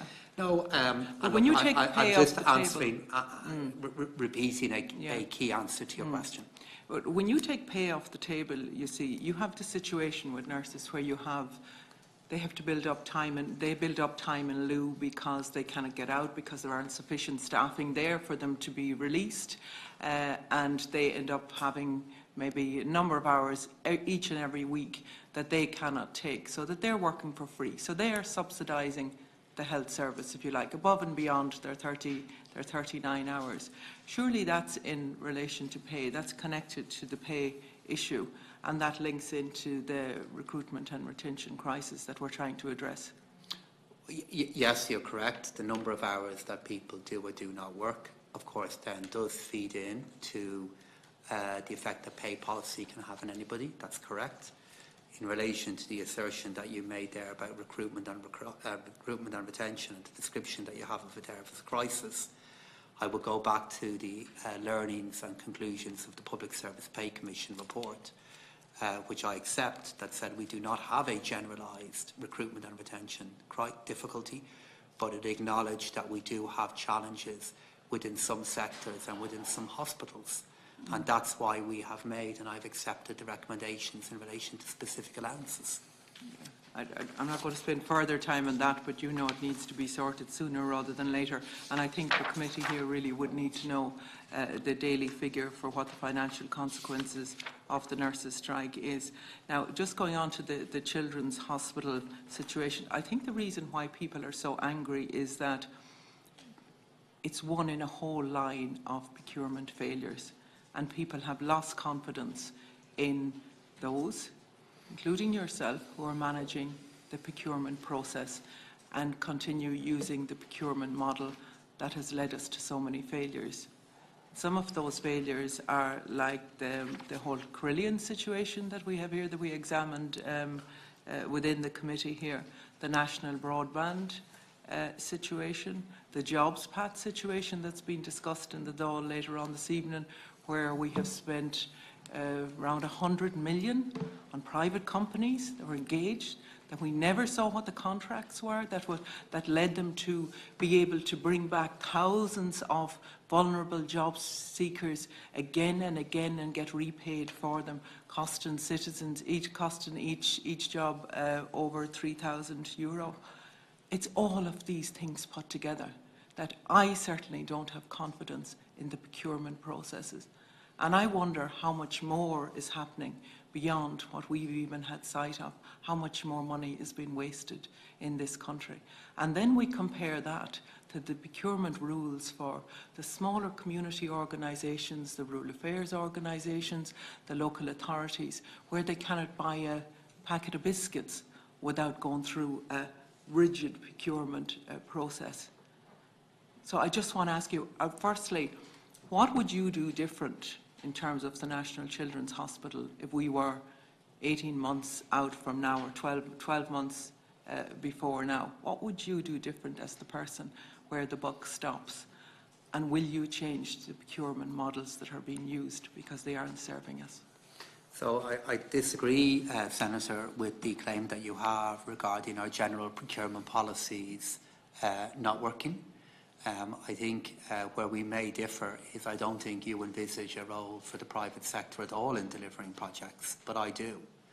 I believe the tendering projects that we have used that have worked for much of the time across schools, primary care centres, road projects, involve the state tendering for best value and then using its resources to deliver projects. And while I accept we have, and I've acknowledged, a great difficulty in relation to where we are with this phase of the National Children's Hospital, I can point to many other projects that have been delivered through use of the private sector that have worked. In relation to the National Children's Hospital and key learnings that I've had in relation to it, for me, one of the key ones is the fact that if we set a project prices at a particular point in the economic cycle, in other words, when it costs a certain amount to deliver an actual project, we need to be more aware than as we complete the actual tendering process at the end of it, maybe after a number of years have elapsed, that the variance between what we thought it would cost then and what it will actually end up costing can be really, really big. And I think the degree of cost inflation that has developed in this project is something that will have consequences for other projects that we look to do in the future. Yeah. Do you think that we're granting projects or we're granting tenders to bodies and to companies who are purposely undercutting the price? So they're going in with a much lower price, knowing that they can, because there doesn't seem to be the management structures there, that they can add on and add on and add on. Are we not leaving ourselves open as well for others who have tendered at another price could come back and say, well, actually, my tender price was much lower than the one that you've ended up paying? Would there not be a legal situation there? No, I think we actually make projects and make tenders available to companies who are able to deliver them in best value. And value has two different elements. It has what's the price and what's the quality of the work that they're going to do. I guess the challenge that we have, Deputy, is that if, when procurement processes are reviewed, and if it turned out that an organisation was doing a project or making a project available to a company, and they were not the cheapest bidder, questions will be raised then regarding could we have secured the project at a lower price. So for those reasons, yes, I think if you're coming in at a lower tender price for a project, the probability is that you're going to secure that project. But I know when departments are making final decisions on matters, they take account of other factors apart from the exact price.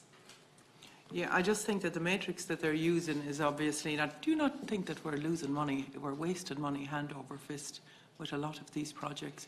And I take your point about value and price, and we certainly all know the difference between it. But there doesn't seem to be any controls in place. That's one of the biggest problems. And the other problem is that people can go in, or companies can go in and give any price that they want, get in the lowest price, and then add on whatever they want after that as other costs. Well, for the vast majority of other projects that we do, there are controls in place that work. But of course, we spend little time debating projects that are needed in communities that come in on time and come in on budget. And I understand why those projects don't get the kind of scrutiny that a project that has this kind of difficulty deservedly does. Do I believe we have situations of mass waste across the different projects that we're doing?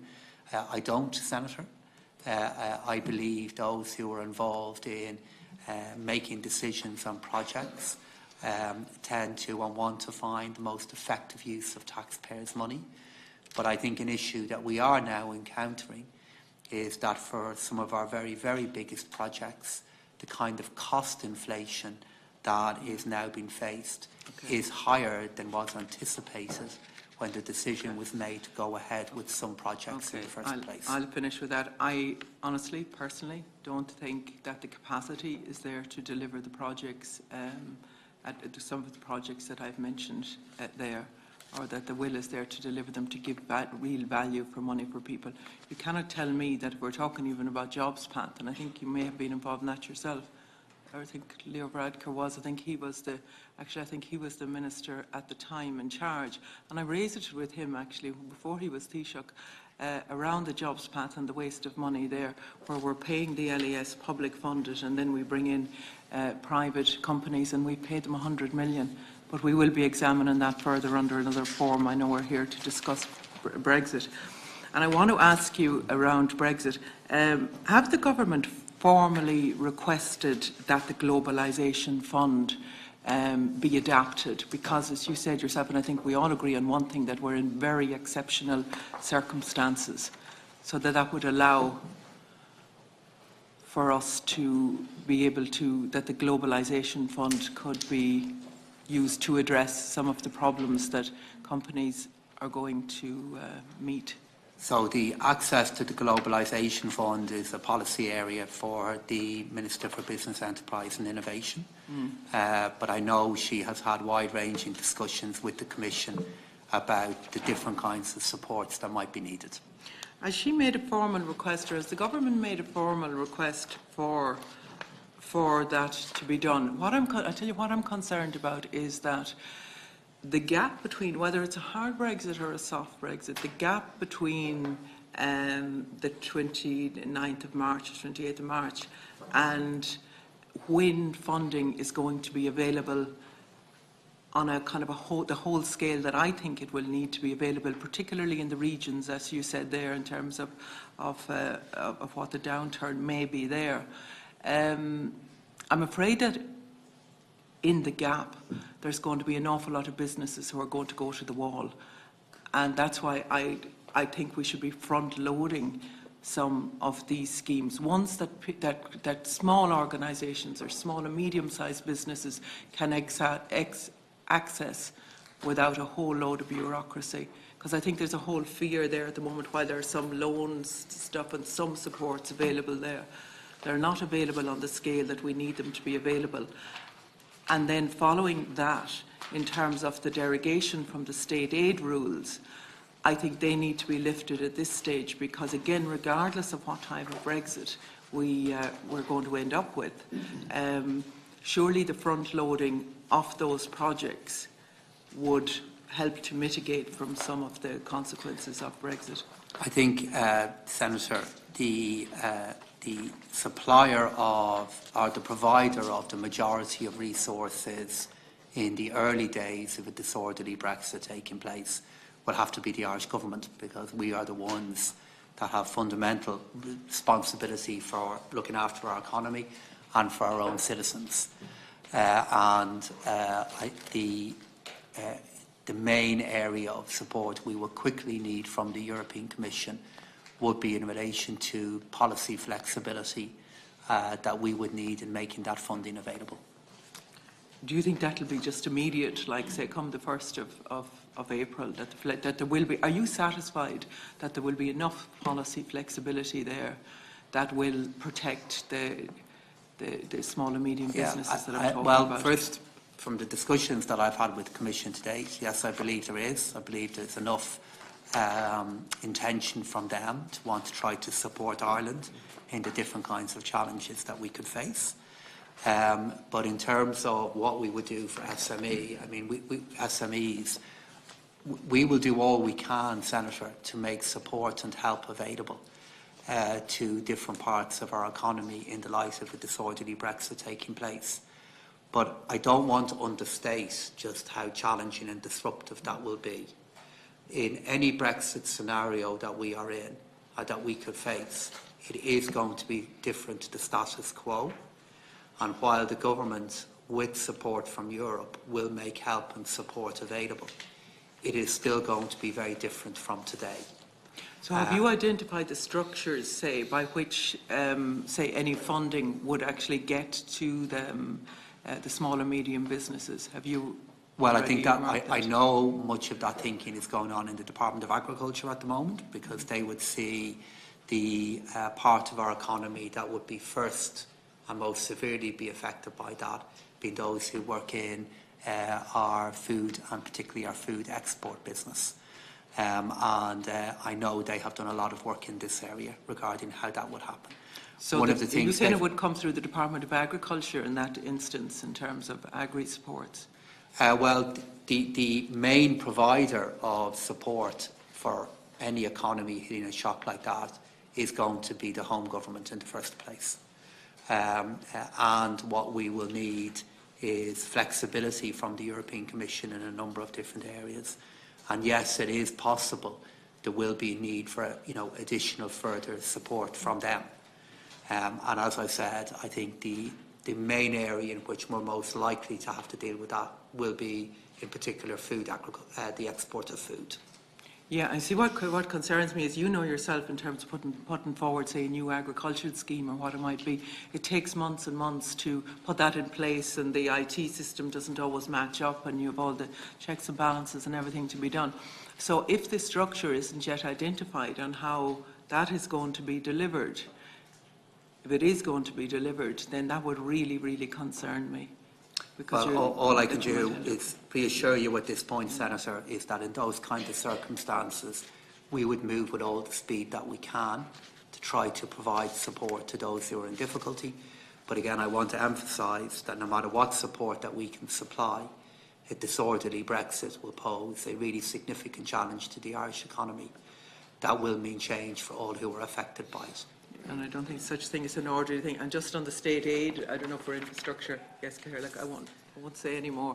But on the state aid, I think projects like the Western Rail Corridor, Knock Airport, and all of those, particularly in the regions, they really have to be front-loaded. And I know you have the National Development Plan and all of that, but we need to see more of an urgency there. I know capital expenditure for this year alone is up 24% versus a year ago. And I think one of the things that I hope will become clearer with Budget 2019 as we move through the year is the decision to target such a large amount of additional capital expenditure in this year was the right year for the Irish economy. Okay. Thank you, Claire. Clarify something, Minister, that raised by Senator Conway Welch in relation to procurement and the ability of departments and so on to deal with procurement issues and overruns. It would appear to me, from listening to the exchanges here, that the Department of Health was in fact the bad apple in this barrel. It has a history of overruns. It can't even live within its budget year to year, and it seems to have,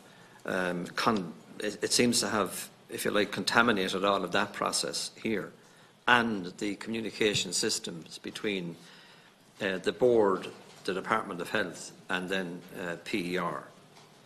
It's not so much the procurement process. There are people that are in responsible positions here that seem to have failed to carry out their full duty in the context of reporting the measure of overspend expected.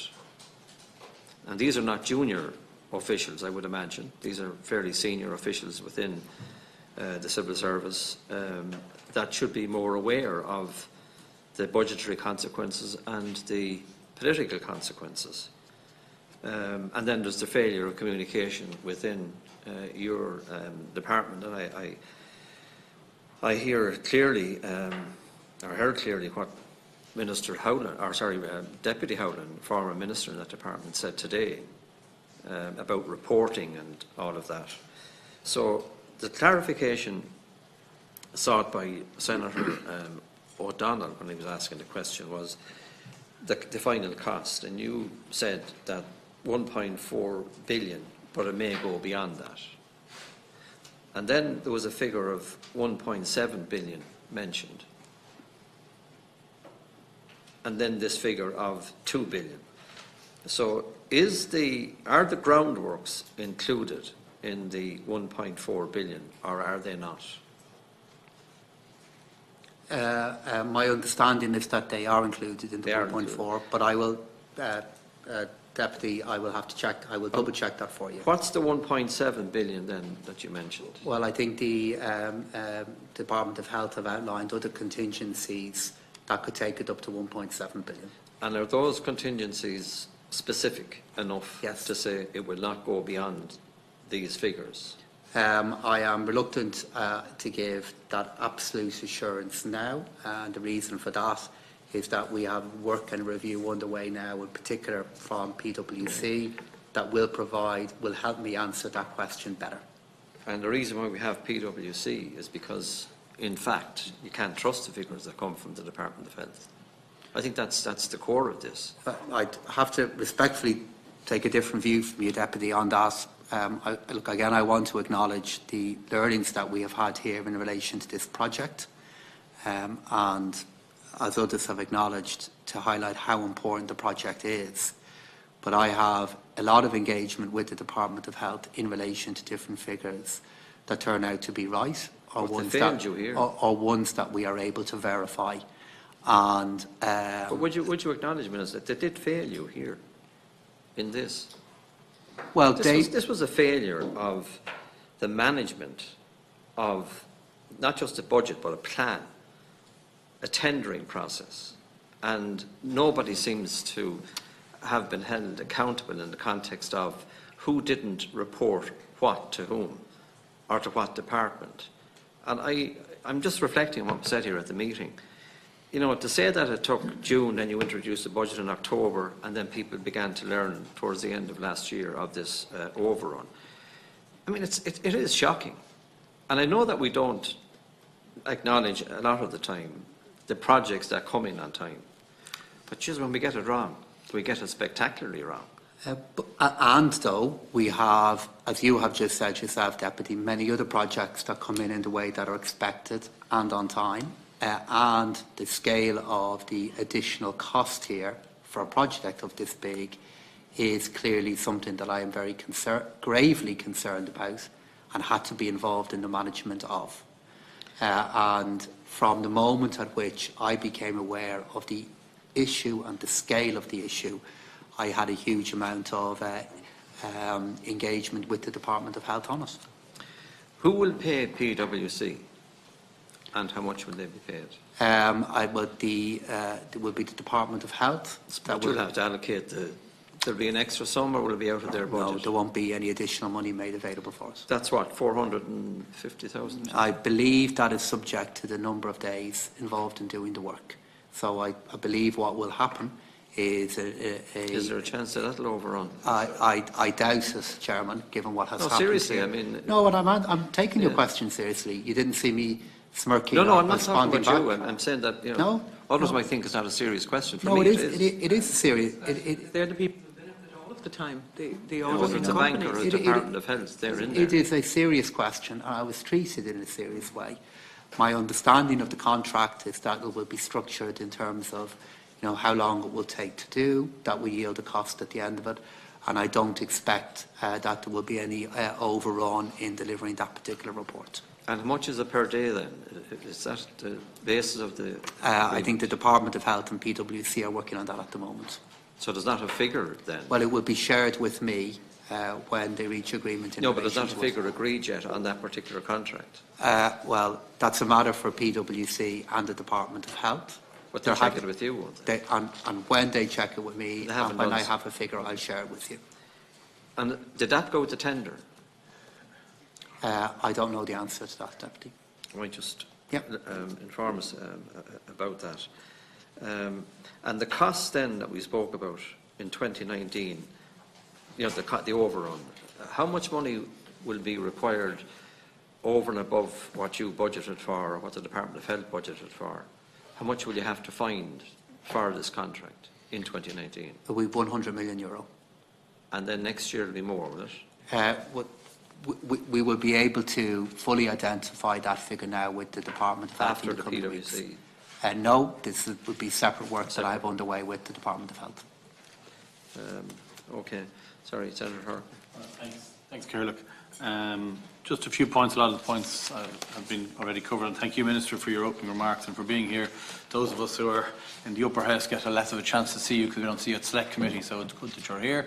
And I've quite a number of points to put to you or to ask you about. In terms of the likelihood at this stage of a no deal, what are your guesstimates on that one? So at this point, I still believe, Deputy, that Senator, that it is more likely that there will be an agreement than not. 55-45? No, I think, Senator, given how sensitive, all of this, I think it is.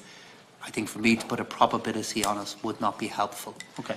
I still believe it is more likely than not that there will be an orderly agreement, but the chances of a no agreement happening and a disorderly Brexit occurring are clearly growing.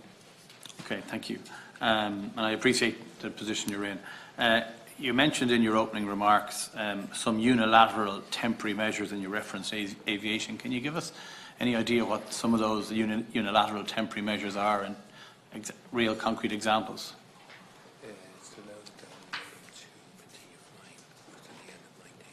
I think Senator, this is to ensure that the legal provisions are in place to allow flights to continue to take place and access to continue to occur between the UK and the EU. So, but what exactly are those measures? Is it involves implementing legislation or just ignoring rules for a while, or what does it really mean? So, what it means here is that the EU and the Commission and the UK at the moment are engaging with each other, and they're working on an agreement that will put in place a contingency regulation for air connectivity that will provide a time extension of 7 months to allow airlines, and in particular airlines that are impacted by ownership rules, to restructure their, implement their restructuring plans, subject So that's regardless of deal or no conditions. deal? Yeah. Yeah, okay. Thank you. No, this wasn't clear, so thank you. You made reference to, again, unemployment increasing by about 2% and a deficit of a percentage of GDP. Just in terms of absolute numbers, what are we talking about there in terms of unemployment? The number of people, and equally the amount of euro, I suppose in millions or billions or whatever, in terms of the deficit. So in terms of people, what we are saying is that in our current central scenario, which is that there is an agreement and a transitionary period, in 2019 the number of people who are at work would be at 2.32 million, which is an increase versus a base of 2.259 million. So that's our current scenario. In the no-deal scenario for 2019, we anticipate that 15,000 fewer jobs would be created this year than otherwise would have happened. And in 2020, we believe 52,000 fewer jobs would be created than what otherwise would have happened. And are they net jobs now? Is that so there are jobs obviously going to be created in certain sectors and jobs going to be lost in other sectors. We're saying there'll be 52,000 less people employed in 2020. No. So what we are saying is there would be 52, well, maybe we're splitting here, is there would be 52,000 fewer jobs created. So yes, that therefore means that you would still have more jobs being created than had been there the previous year, but you would have fewer jobs being created in a no-deal scenario than there would be in a deal scenario. But, okay, you're referencing employment, and that's perfectly fine. But in terms of figures, have your department, and I'm sure they have, looked at unemployment figures? Going from A to B. It's going to 7, isn't it? Around 5 to around 7. Yeah, we have indeed. So in terms of the unemployment rate, we're anticipating it will go from approximately 5% to 7%. Yeah, that's in percentage numerical terms. And then in terms of people, it will be 30 to 40,000 people would be affected by that. Okay, so 30 to 40,000 more unemployed on the register, full-time equivalents or whatever, yes, and less jobs created additionally, and that's a separate point, but thank you for that. In terms of your reference, you say some of the figures may be conservative. I think I'd probably argue that they're not conservative enough, because you're talking about a central strategy. Do we have figures for worst case and indeed, I suppose, least worst case, if you like, or best case? Not really, Senator, because I think if we were to publish kind of lots of different scenarios that could occur and the economic consequences of each of them, it would undermine the utility of doing the work in the first place. So what we have just said is based on the best information currently available to us. This is what we think is most likely to happen. Okay, I can appreciate the sensitivity of you not wanting to announce it to the wider world what's the worst case and best case, but presumably your department is preparing figures that looks at a worst case scenario than a central. You're not just looking, well, if everything goes reasonably okay, this is what's happened. No, not beyond what we've already published. So we have a central case scenario, which was included on budget day, and then we have a no-deal scenario, which are the figures that I published last week. And we don't have a secret set of figures beyond that again. I'm not accusing you of having secret sets of figures, but I can understand that you would have lots of iterations of what's going on, and you wouldn't necessarily want to share an absolutely kind of nuclear fallout type worst case. But you are saying that the most likely scenario is what you just referred to in terms of more 50-something thousand, 50,000, whatever it was, and more people on the register and so on. That's correct, Senator. Yeah. Okay. I just want to touch on a very small point that was raised last week. It's about VAT on food supplements, and I appreciate no one else has covered it, but it is something that we have been looking at as a committee, and we are, I think most members have highlighted it both here and in the Shannon and the Dáil. And I appreciate the independence of the revenue. And I know in the Dáil, in the various committee stages, I think you took committee stage, but Minister Darcy took the final report stage. And I think he mentioned that, you know, when the tax strategy group reports, it'll bring clarity to the entire sector. Would it not be better for you maybe to ask the revenue to consider holding off on this implementation of the change on the 1st of March until that reports, if you like, or is published? But you've been good enough to acknowledge there the independence of the revenue in the first place, and therefore I can't then go and ask them to do something regarding how they interpret their law or how they interpret law. It's all a parcel of recognising that they are independent and they evaluate tax law as they see fit. But I am aware, Senator, and I've got a lot of contact myself on this issue. You know, you will be aware of the origin of it, which is the Revenue Commissioner formed the view that the actual implementation of VAT now in the sector was straining, that there were more products being included in it that they felt were appropriate. But I am reviewing the situation at the moment because I have got a lot of contact on the issue. Okay, and when might that review that you're...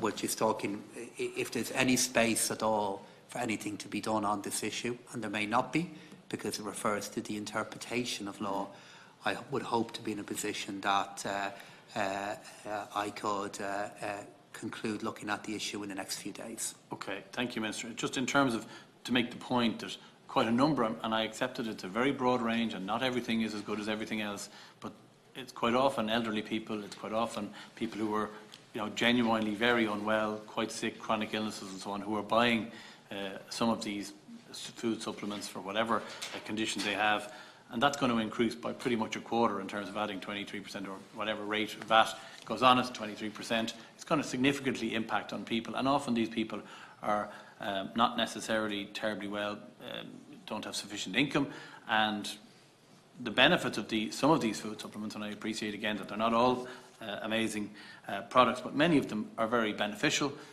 Not taking them, could they end up in the health service and costing us €700 or €800 a day or whatever the daily rate is?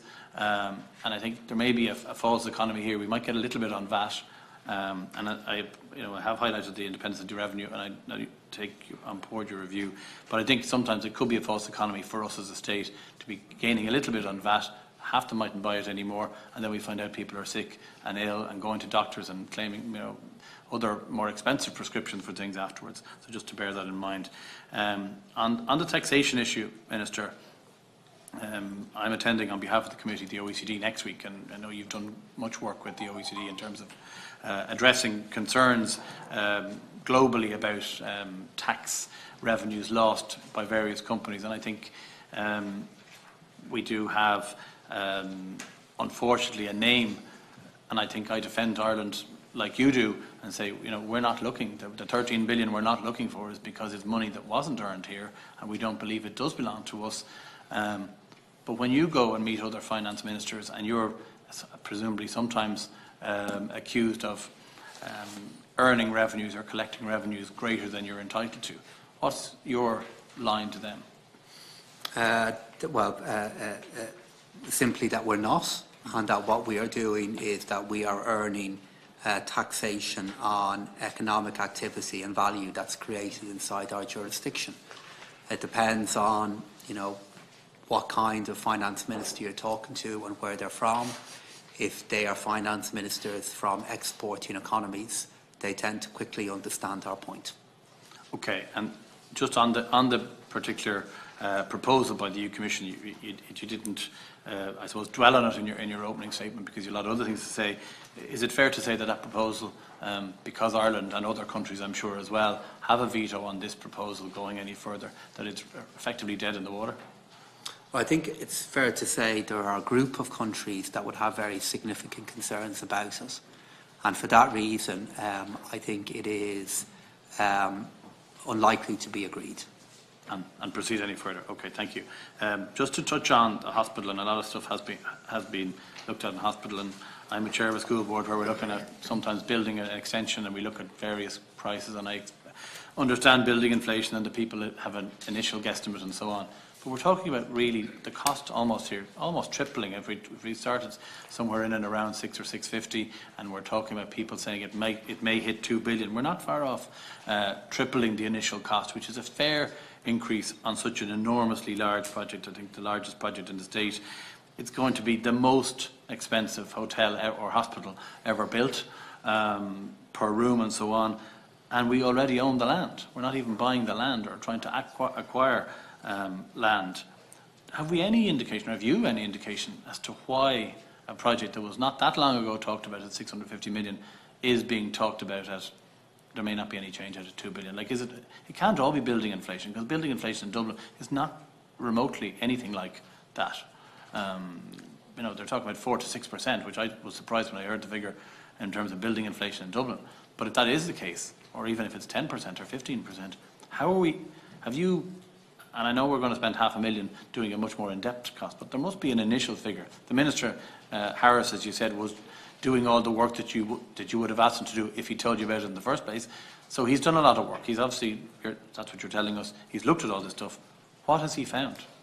I think there's 3 factors that I'm clear on that have contributed to the issue that we have. The first one is that the general effect of cost inflation is we have seen cost inflation grow at a quicker pace than was initially anticipated when the original figures in relation to the project were identified. Number 2, there are particularly a number of specialised forms of work that need to be done that in turn have become even more expensive. And I would particularly look at what's happened in electrical engineering as being an example of that. And then thirdly, as the project was being moved forward, the clinical standards, the design of the hospital also began to evolve, and that in turn had an effect on the cost. But were none of those particular examples that you've given us the reasons for the cost, were none of those anticipated? I mean, improving clinical standards. We're not, I mean, hospitals are being built all over the world all the time. And I know we're best practice. I'm sure it is going to be best practice. It would want to be for this price. But surely a lot of that should have been anticipated by either the QSs and the architects or the officials in the Department of Health or people involved in the project team. I don't expect you, Minister, with 2 departments to run, to be looking at plans and going through everything on a line-by-line basis. But was there not processes in place to have anticipated before somebody said it was going to cost 650 at all? Because maybe if they had looked at the figures earlier, it might have gone to a different site. And I'm not saying it should go to a different site, particularly at this stage, but maybe they would have said, hold on now, this is just 2 billion, this is far too much. Let's look at doing something else in a different way on a greenfield site where we don't have to work in an inner city, built up area and so on. Why wasn't some of this anticipated? It was anticipated, Senator, is that just the magnitude of change in those areas is bigger than was anticipated. If you have a rate of cost inflation that even shifts a little bit in a given year, the compound effect of that over 4 to 5 years has a big effect on the project. It would have some effect, but I don't think anybody looking at a proposal would have expected to almost triple in predictions of where it's going to end up. And I think, you know, you're a very fair person, Minister. I think if you were sitting here and I was sitting there, you'd be challenging me going, how the hell have we tripled the cost of this thing? Is it incompetence? Sorry? Is it incompetence? Just adding to what you're asking. Thank you. Well, actually, Chairman, I want to address that point if I can, because I believe all of the individuals who have been working on this project are competent, are professional, and have been dedicated to trying to deliver this project. And there were issues in relation to the initial estimate of this project and how the higher cost was shared.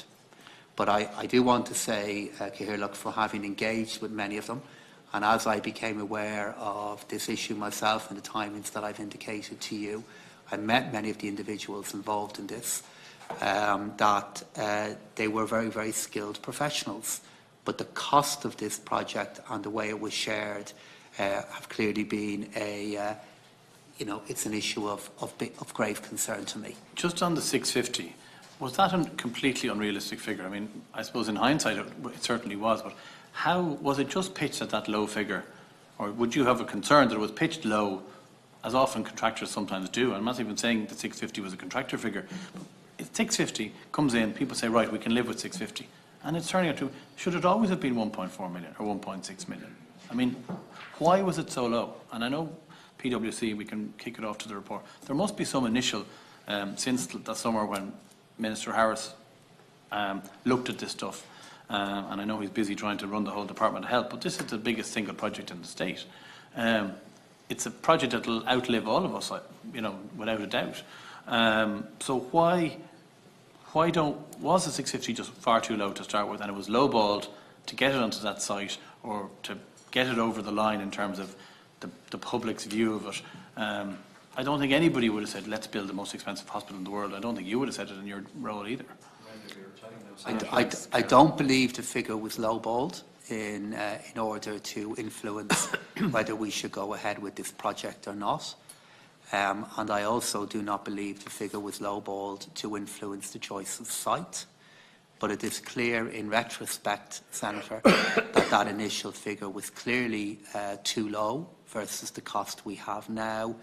But again, when the figure of 650 was identified, which would have been around 2012 or 2013, at that point it was based on expectations of what was going to happen with cost inflation and what was going to happen in actually delivering the project.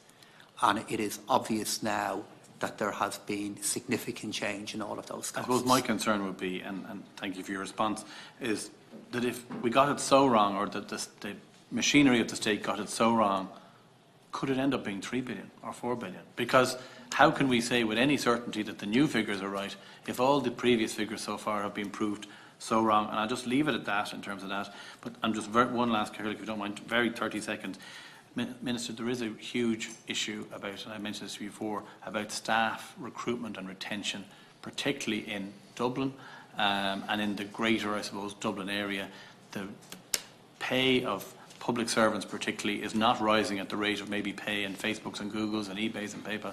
And it's great that all those people are earning as much as they are, but they are driving up the cost of everything for lots of other people. And I think you do need to look at it. I have schools all over Dublin, I'm sure it applies to your own constituency, Minister, where people are travelling, teachers are travelling. Okay, Carol, give me another 30 seconds, Minister, if you don't mind. Just to say, it's very difficult to get people, and they're travelling 2 and 3 hours a day each way. It's not conducive for good teaching or good nursing or good Gardaí or whatever.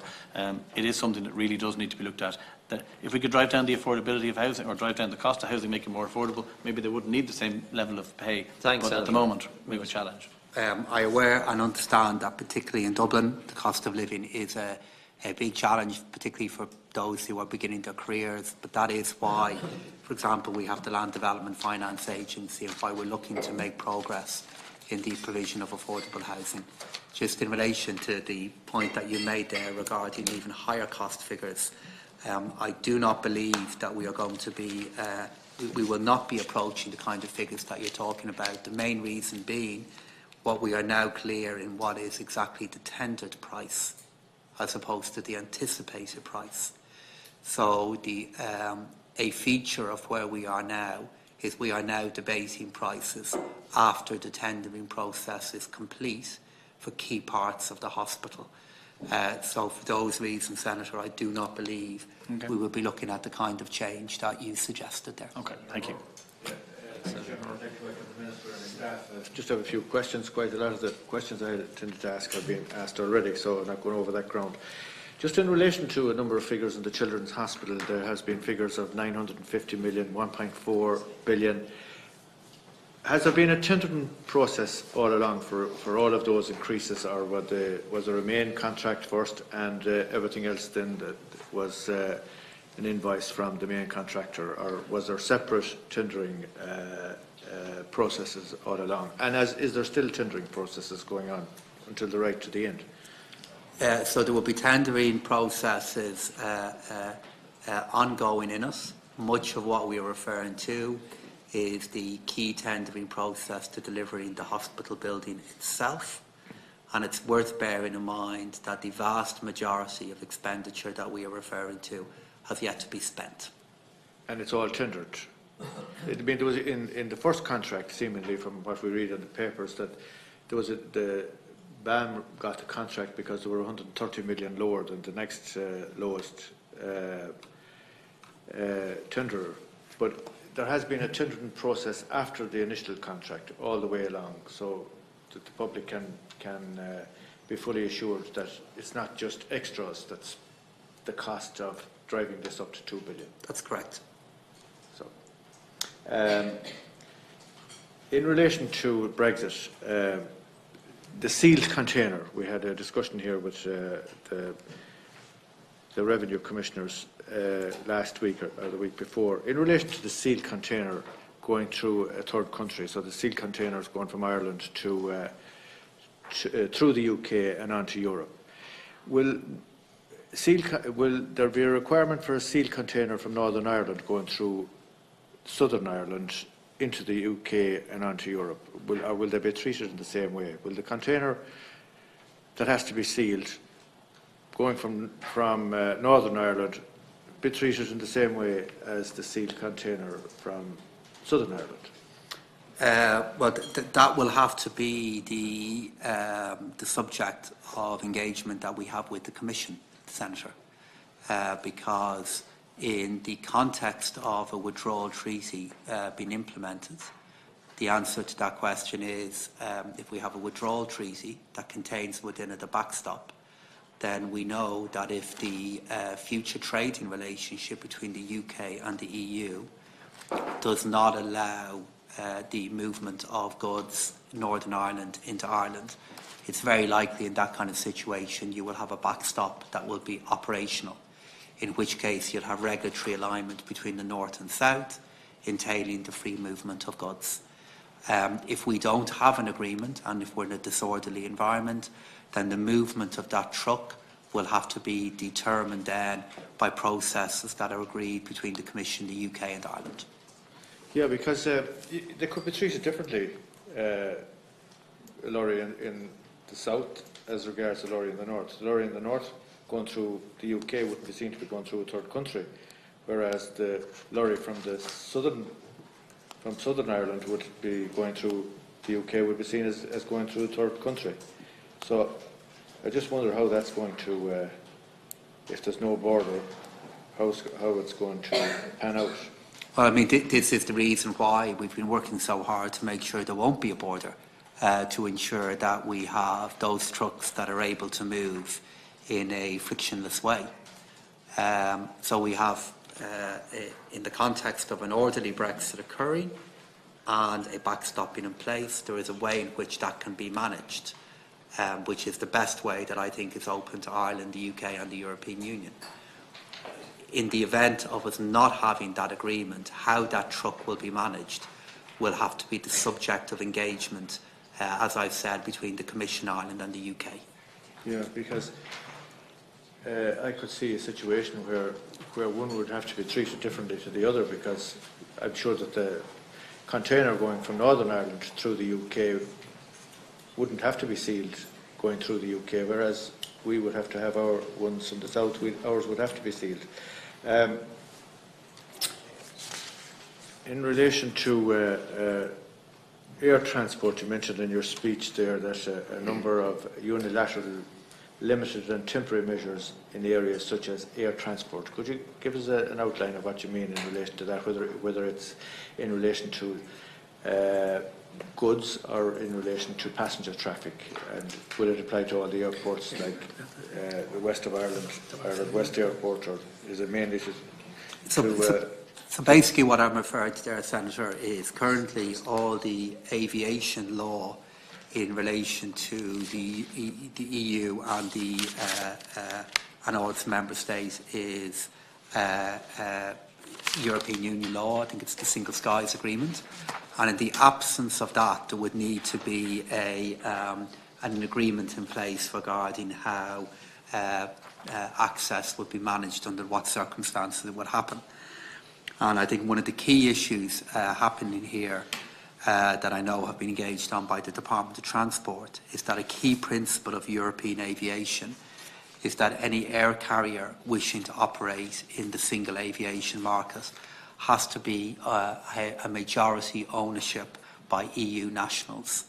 So what is happening here is time has been put in place to allow international airlines to restructure to ensure that the access that they currently have within the UK, across the EU, would be maintained for a period of time. after a hard Brexit? After,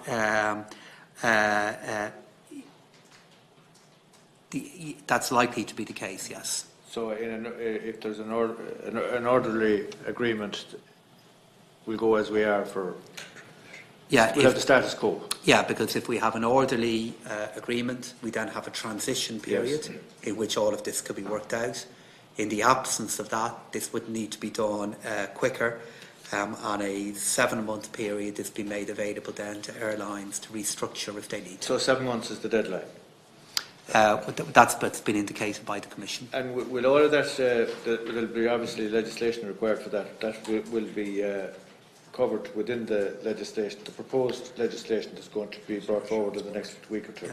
I think I'm doing my best to answer your question, but the nature of the legislation in relation to that is more a matter for the Minister for Transport than myself, Deputy Senator. But I think much of the change that would need to happen here would be changes that the European Commission would make. But regarding what change would need to happen here domestically is a matter for the Minister for Transport. All right. Just finally, in relation to the transport of goods, and we'll say when you look at transport companies where they have their own storage, is the Department of Finance or the Revenue Commissioners giving them, I know we're told there's going to be 600 extra staff taken on. I'm sure that a lot of those companies, whether it's the manufacturing company that have their own storage, or whether it's an independent storage company that warehouses the goods for them, whether it's coming in or going out. Some of them, containers going out will have to be sealed, other ones won't have to be sealed. They will get full support from revenue, will they, and from customs in relation to what they have to do and the requirements, and how quickly will they be told in relation to... Well, there's a lot of work already happening at the moment on it, Senator. So there's two different things happening. The Revenue Commissioner are either organising seminars or they're engaging with representative bodies of different sectors of the economy. And they have explained to them the kind of requirements they would have for dealing with a third country.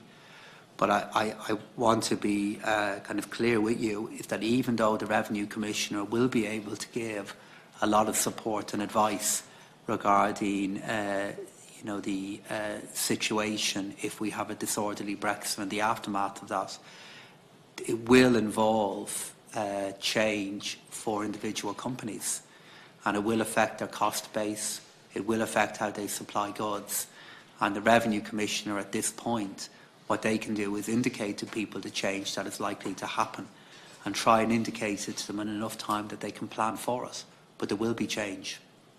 Thanks, Chairman. Do you want to? Just briefly to get the chance to ask the Minister of Finance this question, which is troubling all of us, the overrun on the National Children's Hospital, because it has implications not just for the health budget, for the whole capital programme, for other budgets, for the competence of the state to deliver large-scale capital projects. And I was just taken to ask questions when the Minister said outlined what he senses the main reason was three reasons: was general cost inflation in construction, higher the lack of understanding around the technology costs around some of the cabling, I presume, and other. And then thirdly, I think, if I'm quoting correctly, the changing clinical standards. And they were the three main reasons, it seems so far, as to why the cost overrun went in. If you talk to people around town involved in large-scale capital construction projects, they say the main reason was the state went for this to get an initial cost estimate before they even had the detailed design drawings done. It was a political imperative which pushed the process to get political kudos by seeing to kind of, oh, we're delivering and we're acting quickly. We didn't get our horses in a row. We ended up going ahead with we got a costing which was based on planning drawings rather than actual detailed construction drawings. And that's one of the reasons why there's been such massive overrun. That the eventual contract winner, BAM, had the state over the barrel because the deal was done before we actually knew what we were getting into. And when I talk to people, ask people around town with real expertise in capital construction and in QSs and others, that's what they tell me. They don't say anything about changing clinical standards. They say the state, for political reasons, pushed the bidding process in the wrong way. And that's why we're in trouble. I don't know if there's any comment on that. It's not something I would agree with. The other interpretation of what you're offering there is the state was trying to build this hospital quickly because of how much debate had gone on and for how long this particular project had been the subject of discussion. But I think one of the benefits of what is now underway from the review of PwC is it might offer further views and insights on this issue. But the three reasons I've outlined to the committee for me are the three reasons that I think have currently had the biggest effect on this project. What I hear is that we got pricing before we knew the detailed design of what was actually to be built. And we were in a really weak position when it came then to pricing that because the contract was already signed, sealed and delivered. But it wasn't done on the basis of, it's not as if cabling technology is changing that quickly or, technology in a hospital is unknown, but the bidder was able to bid, in this case, without the final real design. I mean, there's other aspects. The site's a difficult site. But what I'm told the main reason is because there was a political imperative to be seen to be announcing good things, and that pushed us to sign a contract before we had the detailed designs. That's what people around town are telling me. Well, Deputy, I'm not in a position to comment on what people around town are saying about this project or not. What I can comment on is the work that I have done to date in trying to understand the key reasons as to why this is costing more than had been anticipated. And I've outlined what they are. It does occur to me, as you outline what you're hearing from elsewhere, that maybe part of what is driving that is the fact that the design and specification of the project heightened as the project went on, and in turn that created some of the cost difficulty that we're now dealing with. I'd appreciate maybe if the Minister or his department could maybe just in written form just send me just an exact timeline around when bidding, what the bidding approach was, and what was the level of project design drawings when each of the bidding stages and then the final contract was agreed. Because as I said, I am going on anecdotal evidence from people I do trust in Dublin who are involved in this area. And I'm just reporting back to Minister what he's saying to me. It would be very useful to get that very detailed analysis as part possibly of the PAC or whatever report. I'd love to be able to get that level of detail as to when was the bidding, what was the various stages of the bidding, and what was the stages of design at that bidding time, so I can check to see if my friends are correct. I'm happy to get that for the Deputy. Yep. Okay, sorry, Deputy Doherty. I'm anxious to finish up now, Minister. Just to one point on the National Children's Hospital again, and I just want to ask something on the taxation issue. Just in relation to the overrun in the Children's Hospital, I heard the point there that was raised by Deputy Ryan. Like, construction inflation would have been factored into costs. You know, there's no doubt about it. Like, every project has construction inflation factored into it. So inflation has run above what was expected. Can you maybe outline to the committee what was factored in and what has materialised? In relation to upgrading or enhancements to the hospital, obviously all of that would have been part of sanctions at a point in time. Like, you know, you can't decide to build a road and then turn it into a dual carriageway without having sanction from the department. None of this explains this kind of whopper of a €500 million overrun that just materialised, because this would have had to be factored in, and those estimates of the additionality would have been known. You know, if I'm building a house, a 4-bedroom house, and I decide to extend it and make it an 8-bedroom house, you factor in the costs at that point in time. It's not as if, you know, you go and say, we'll turn it into an 8-bedroom house and it'll be the same price. So I don't understand how that has had and how that's happened. And maybe what I'm looking for, because, you know, there's a number of major projects that are to be rolled out over the next number of years.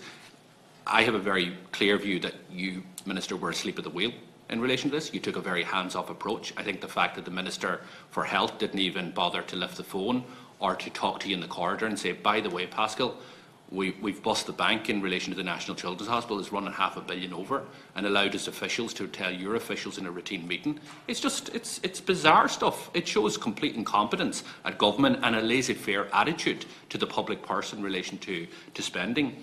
And as Minister for Public Expenditure, it's clear that you were not over this issue. It's clear that you were not keeping a running look at what was actually happening, given that so many people within your department and other departments were aware of this, and you were completely kept in the dark. But how can you satisfy this committee that this isn't going to happen in relation to other projects, that there are robust procedures, for example, in relation to Metro North or in relation to other projects, that we're not going to see in a couple of months' time or a couple of years' time that there's another couple of $100 million?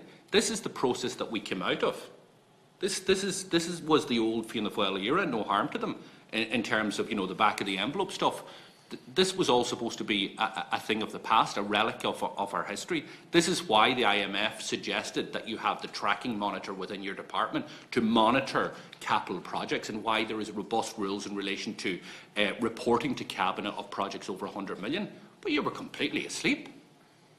So how can you instill any confidence in us that you are actually have got to grips with this issue? You know, and it appears that your Cabinet is dysfunctional.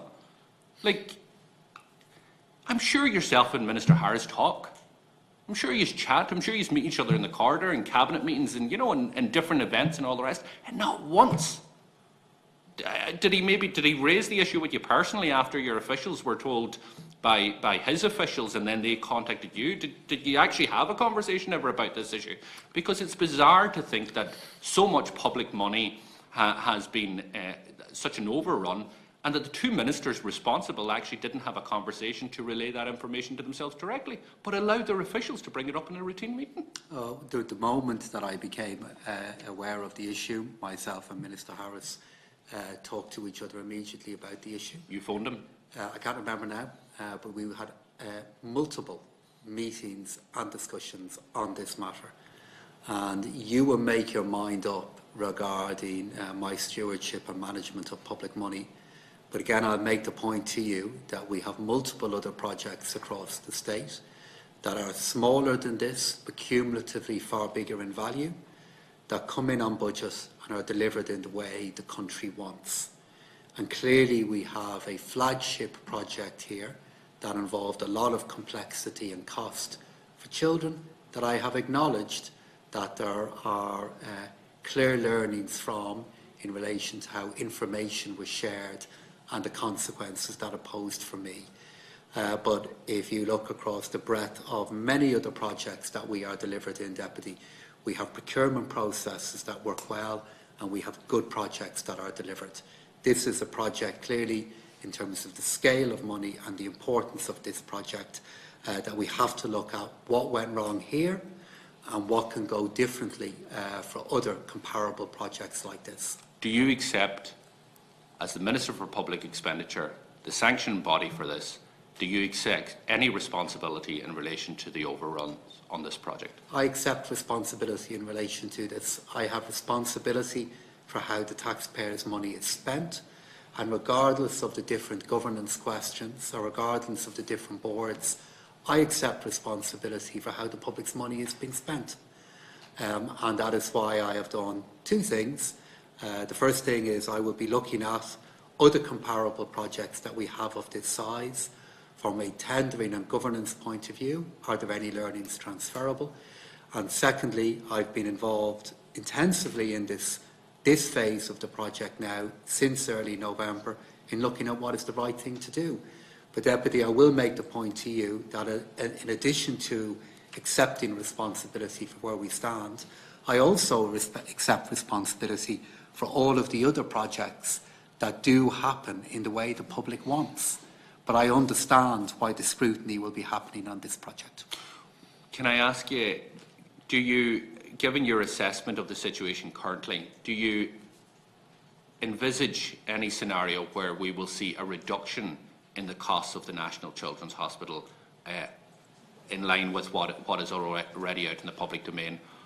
And can you satisfy us that we aren't going to see significant further overruns in relation to this project that could drag the project closer to the figure that was given to the Public Accounts Committee of the €2 billion, which I think you said earlier on that you dispute? So do I believe it will go beyond €2 billion, Deputy?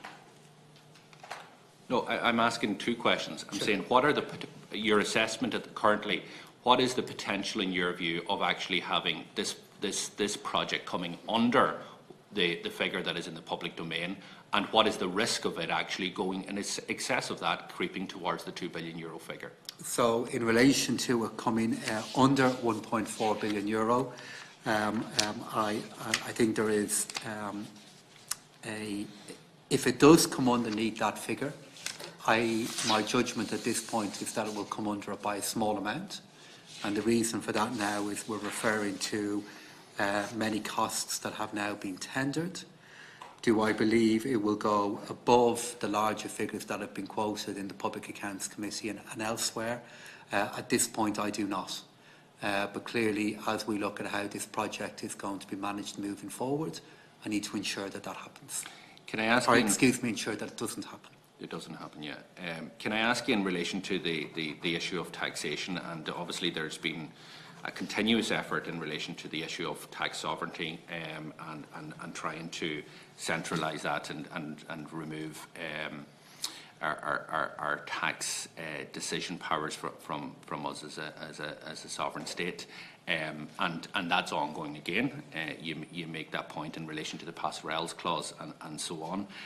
Are you clear that is the position of the government or your own position that we would veto any such a proposal to move from unanimity to qualified majority voting in relation to taxation matters? Are you crystal clear in relation to this, that it's not an issue up for discussion, that our tax sovereignty will remain as it is, and whatever about other member states looking to try and pull that sovereignty, that Ireland will stand firm in relation to this issue? I won't agree to anything that will undermine our decision-making ability in relation to taxation policy.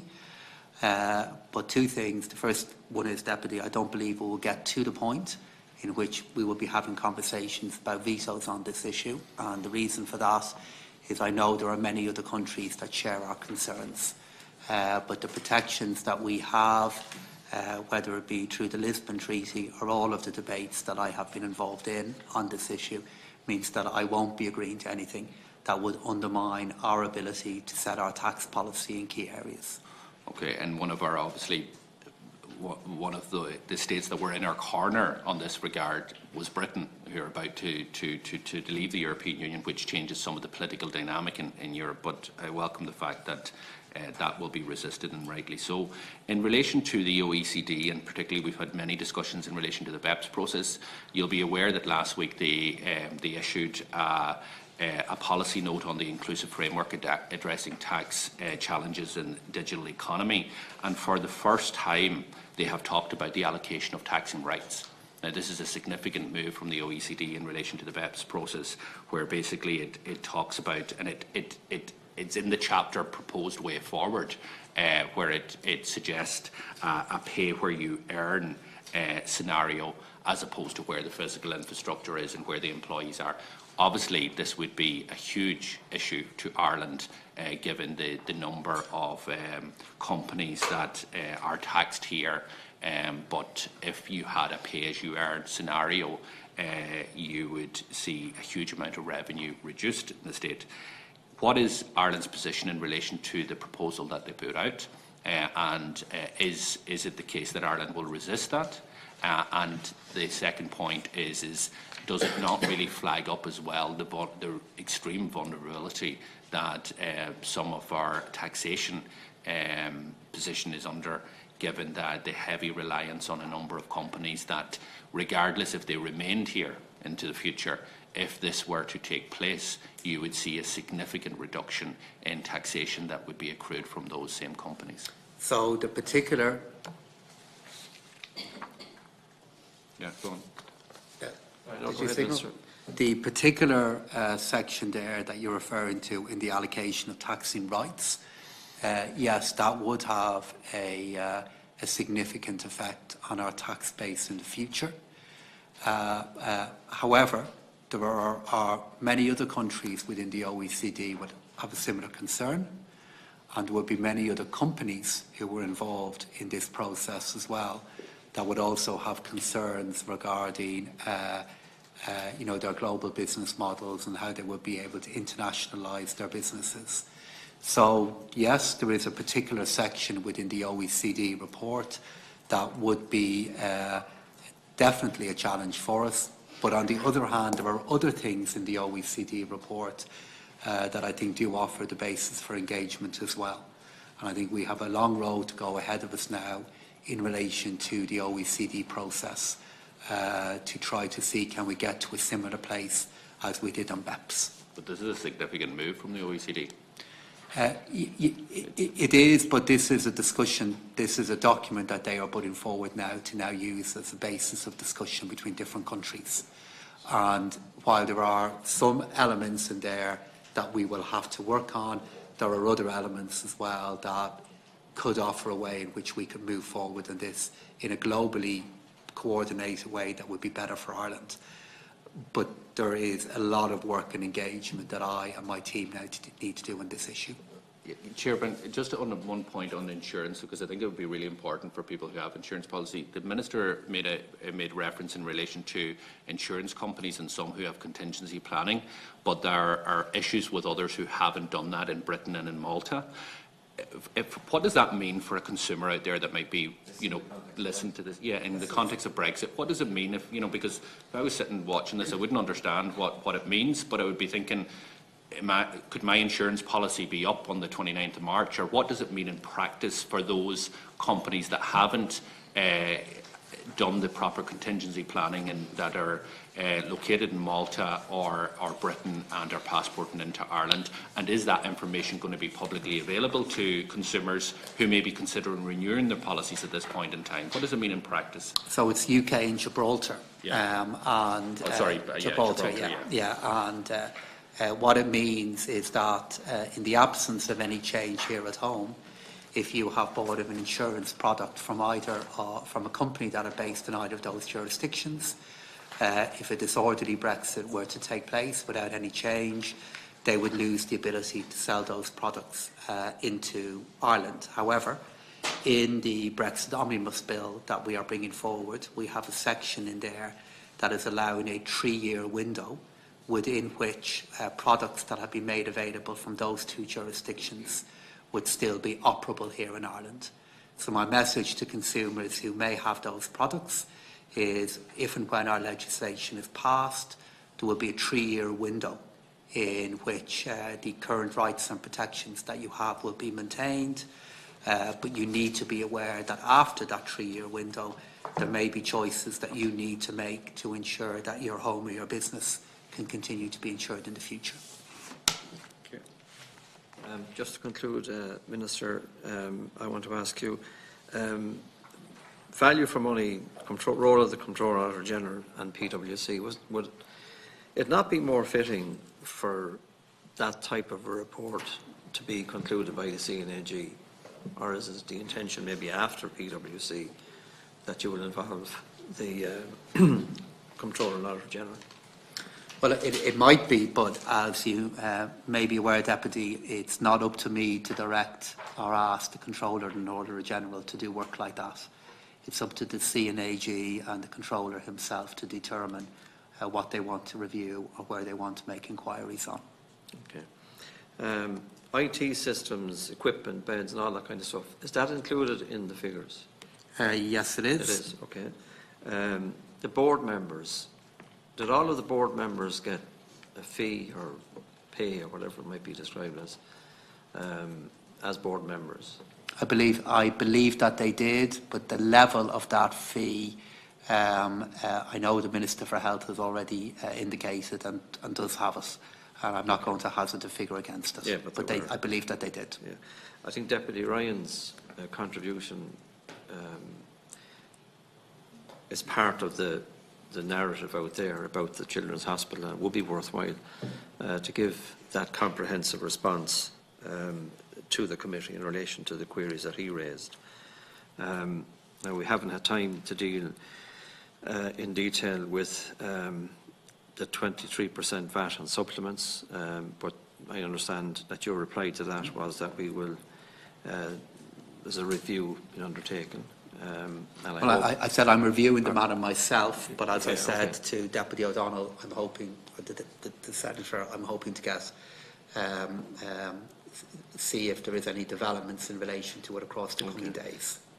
It's just that it's worthwhile considering that on some fast food, there's lesser levels of VAT, and yet on food supplements there's now going to be 23% VAT, and I hope that maybe you might consider that, because it's having or will have huge implications, not just for the business concerned but for the individuals who rely on these supplements. So I hope that you can come to a speedy and positive conclusion on it. On the nurses' pay, I just want to highlight the psychiatric nurses that are not doing overtime. The psychiatric services is pushed to the pin of its collar to deliver the type of services on demand that people who turn up for services require. And I have no doubt that the ban on overtime is going to affect that cohort of people in a very negative way. Just as much, I suppose, as we could say about the patients who have had their operations cancelled and so on.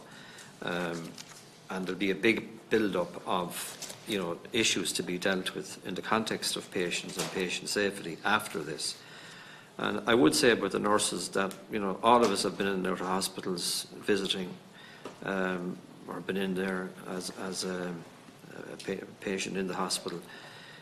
This has gone on for a long number of years. It hasn't just happened now, and they are under serious pressure on the wards, is how I see it, and that's caused by lack of appropriate numbers in terms of the figures of nurses to patients, the ratio and so on.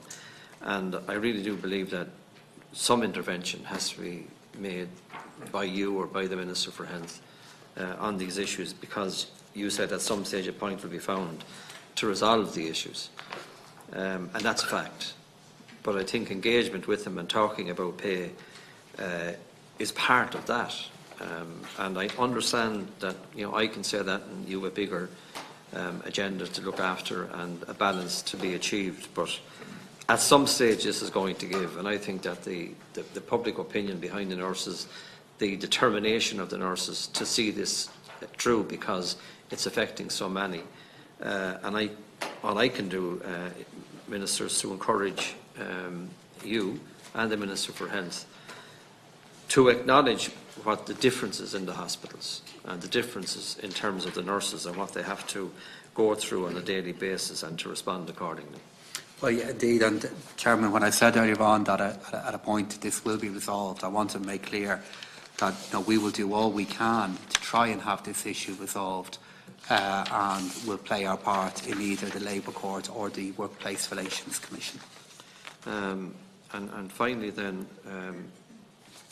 I'm going to ask the clerk, with the permission of the committee, to forward you the diagram that was given to us by a permanent TSB in relation to Pepper and Glen Bay. They were explaining the structure of the companies and how it operates in terms of taking over these loans. I don't expect you to answer, I don't want you to answer it now because it's a detailed technical issue of tax. But in examining this diagram, would you ask your officials maybe to come back to the committee to tell us how the tax law, where it governs and where it doesn't govern, and how it governs this particular SPV, this particular type of SPV. I'm trying to figure out where the tax law in Ireland kicks in and where the money goes to. And I believe there's a role here for your department in revenue to clarify all of that for the committee, if you wouldn't mind. It has to do Sure. with profit participation and all of that complex area. Okay. And finally, we asked the Secretary General of your department if he would attend the committee at an early stage. We're trying to finalise dates, but I'd ask you just to encourage him to come along to the committee here to deal with the matters that are before us. All right. Thank you very much Thank to you you and your officials for your attendance. The Joint Committee is now adjourned in a day, and the Select Committee is scheduled on 12th of February for consideration of the OPW revised estimates.